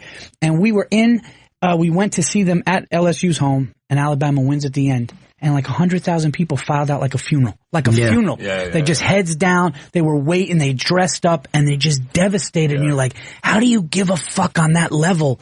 You know, how do you care that much? But I guess, hey, that's the town. Well, I think in a lot of ways it makes more sense than pro football, because you're saying the guys who grew up here can beat the guys who grew up there. Yeah. And even though that's not necessarily 100% true, it's closer to being regional. true. It's usually regional. Yeah. That people from Nebraska go to Nebraska. You know what I mean? Right. And people from Iowa go to Iowa. And now, years ago there was probably 20, 25 schools that took it like 100%. Now it seems like there's 50 to 70 schools who are like, all we really care. We don't care if anyone gets educated here ever. We've got to have football. And college basketball has gotten that crazy because of March Madness. College baseball, still nothing. No one cares. No. Whitest sport you'll ever find is college baseball. I don't even know anyone white. who is like a college baseball fan. I don't even know anyone who... The fans are the people who are related to the players. And Could be why. they love it. They're crazy about it. Yeah, but it is the whitest sport that you ever see. It's like water polo. That's how white college baseball is. And bowling. Yeah. bowling, very white, and I'm sure big in Mechanicsburg. Yeah, I used to bowl once a week. Used to go down to Trindle Bowl. Yeah. Bowling is waiting for the first black legend. Like they're Tiger Woods. They're Tiger Woods. Yeah. That would be incredible. Oh, his friends are just teasing him because when they go to the ball field, he's going to the alley. They're like, "What are you doing?" Sorry, man. I wonder if it wouldn't just be horrifying to people. Like, oh my God, another sport we love. Another fucking sport. Just comes in and just dominates. Whips that thing down the lane. The pins explode. He cuts promos that are like raps and no one does keep up with them. The bowling ball goes down a different way. Yeah. Like it goes to the side but then breaks. Like, we've never seen that before. Sports changed. Once again, we lose another sport. The first black dart legend comes out. You're just like, what? It's over. It's over. Did you ever watch darts in England? The way how fucking serious they're really serious crazy. about it. Right before the guy they start screaming like it gets huge. And then a guy will step out. He's like a judge and goes, "What?" And everyone has to be quiet. When it's on the line. Just like, everyone's like, "What the fuck?" They're all hammered. Yeah, they're all shit house. I don't know. Maybe it's that it's just like it's such a little thing, but just like everybody watching one guy with a tiny thing in his hand like that is so cute. Darts is another game, and like if you're playing it every fucking time, you're like, this looks like a fucking bullseye. How much you can miss by. You're like, fuck, I thought I could be I was great at darts, but I actually took it to another level. Yeah. But I was like, what if I really became, like, what if I went to the Olympics? Like, cause I always watched the Olympics and wished I could be on that podium. But it would be a weird thing to be on a podium for, wouldn't it? Like, even though you'd come home, you know, like, I don't think, like, all the late night shows would have you on. Right, no. You know, like, you know. Well, you definitely get a light up in the local paper. Local boy wins medal. But what do you think, like, the drop-off is there? Like, you say to someone, like, I have a gold medal. And they're like, oh, my God, really? For what? And you're like, darts? And they're like, okay. You'd be like a local bar legend. You know, you'd be a bar legend. Yeah. And you would never probably have to buy beer the rest of your life. You're fucking constantly. But that's one thing that would never get you laid. Like, you would never, like, there's no chicks lining up. There's never a chance that a woman's just going to hear, who is that? That's somebody. I mean, that's fucking triple nailing 17. Nailing that. The accuracy. There might be one fat girl somewhere that's just like Mechanicsburg. No. That's actually how my parents met. My dad was fucking killing it. Actually, with my mom, she was. That would actually probably start a fight there at Mechanicsburg of, you know, your mom can't throw darts. That's it, motherfucker. Fuck you. Lock the door. This shit is done. Paul Verzi and Shane Gillis are in studio. Paul's performing at the Comedy Connection in Providence, Rhode Island, Friday, February 17th and Saturday, February 18th. You go to ricomedyconnection.com for tickets. And Shane's podcast, Matt and Shane's Secret Podcast, is available on iTunes. And Shane's going to be opening for Rich Voss at the Harrisburg Comedy Zone in Pennsylvania. Ooh, nice. Fuck yeah. That's a fun week. Jill, what's up? Well, first, I just want to say I love you, Bennington. Thanks. But second of all, I can't believe how much Shane sounds like Louis C.K. Well, just his material. That's the only thing. It's amazing. I didn't pick up on that. Have you heard this before? Yeah. Have you? Yeah. Especially if I'm like nervous. Especially on stage when I get nervous, I start. Wow, I didn't. Now I see. Okay, this is so weird. Yeah, it kind of sucks. I just closed my eyes. Like, it's so silly. I closed my eyes and went, how did I not notice this the whole time? It's actually uncanny now. It's so weird. What the fuck? All right. This is retarded. Retarded black baby. It was amazing. That's fucking phenomenal. Yeah. That's phenomenal, but you don't mean to do it. No. And you guys are from two different places. Yeah. You know, I can see if you're from Philly and someone said, oh, you sound like Big J. You can't help it. You know? We all do. Yeah. But you've heard that before. Yeah. Before you started comedy? No. Just when I started doing stand-up. All right, Jill, I'm sending you into the pretty good prize closet because I didn't pick up on it until you nailed it. right, we got to get out of here. It was great seeing you guys, though. Yeah, thank you. Thank you so much for having us. Paul, seriously, I'm so happy for you that you're getting this special. You feel like it's right on time? I do. People are telling me I waited too long, but I don't care. Like, I still got a few more months to go out there and get it the way that I want it, which I'm going to do. And one of the biggest parts for me, one awesome thing is, when seeing you in the back of the room at the stand and I'm working it, and I know you've seen a lot, so getting a guy like you laughing and smiling, I'm like, all right, that story, it takes it to another place for me. So thank you. Thank you, and I'm so happy for you. And Shane, opening for Rich Voss. I can't. So ecstatic for you. Shane is such an incredibly funny guy. Thanks. Keep an eye on him. We met him at Caroline's, telling one of the sickest stories I've ever heard in my life. A story that kept his mom from listening today. But next time, I'll guarantee you I won't bring that story up. No, I thought I was going to have to tell it today. No. No. That's great. All right, that's it. Chris, we got anything else we need to plug? No, we're good to go. All right, see everybody again in 1974. Ladies and gentlemen, the evening is over. We hope you all enjoyed yourselves, and we'll see you all again in 1974. Good evening!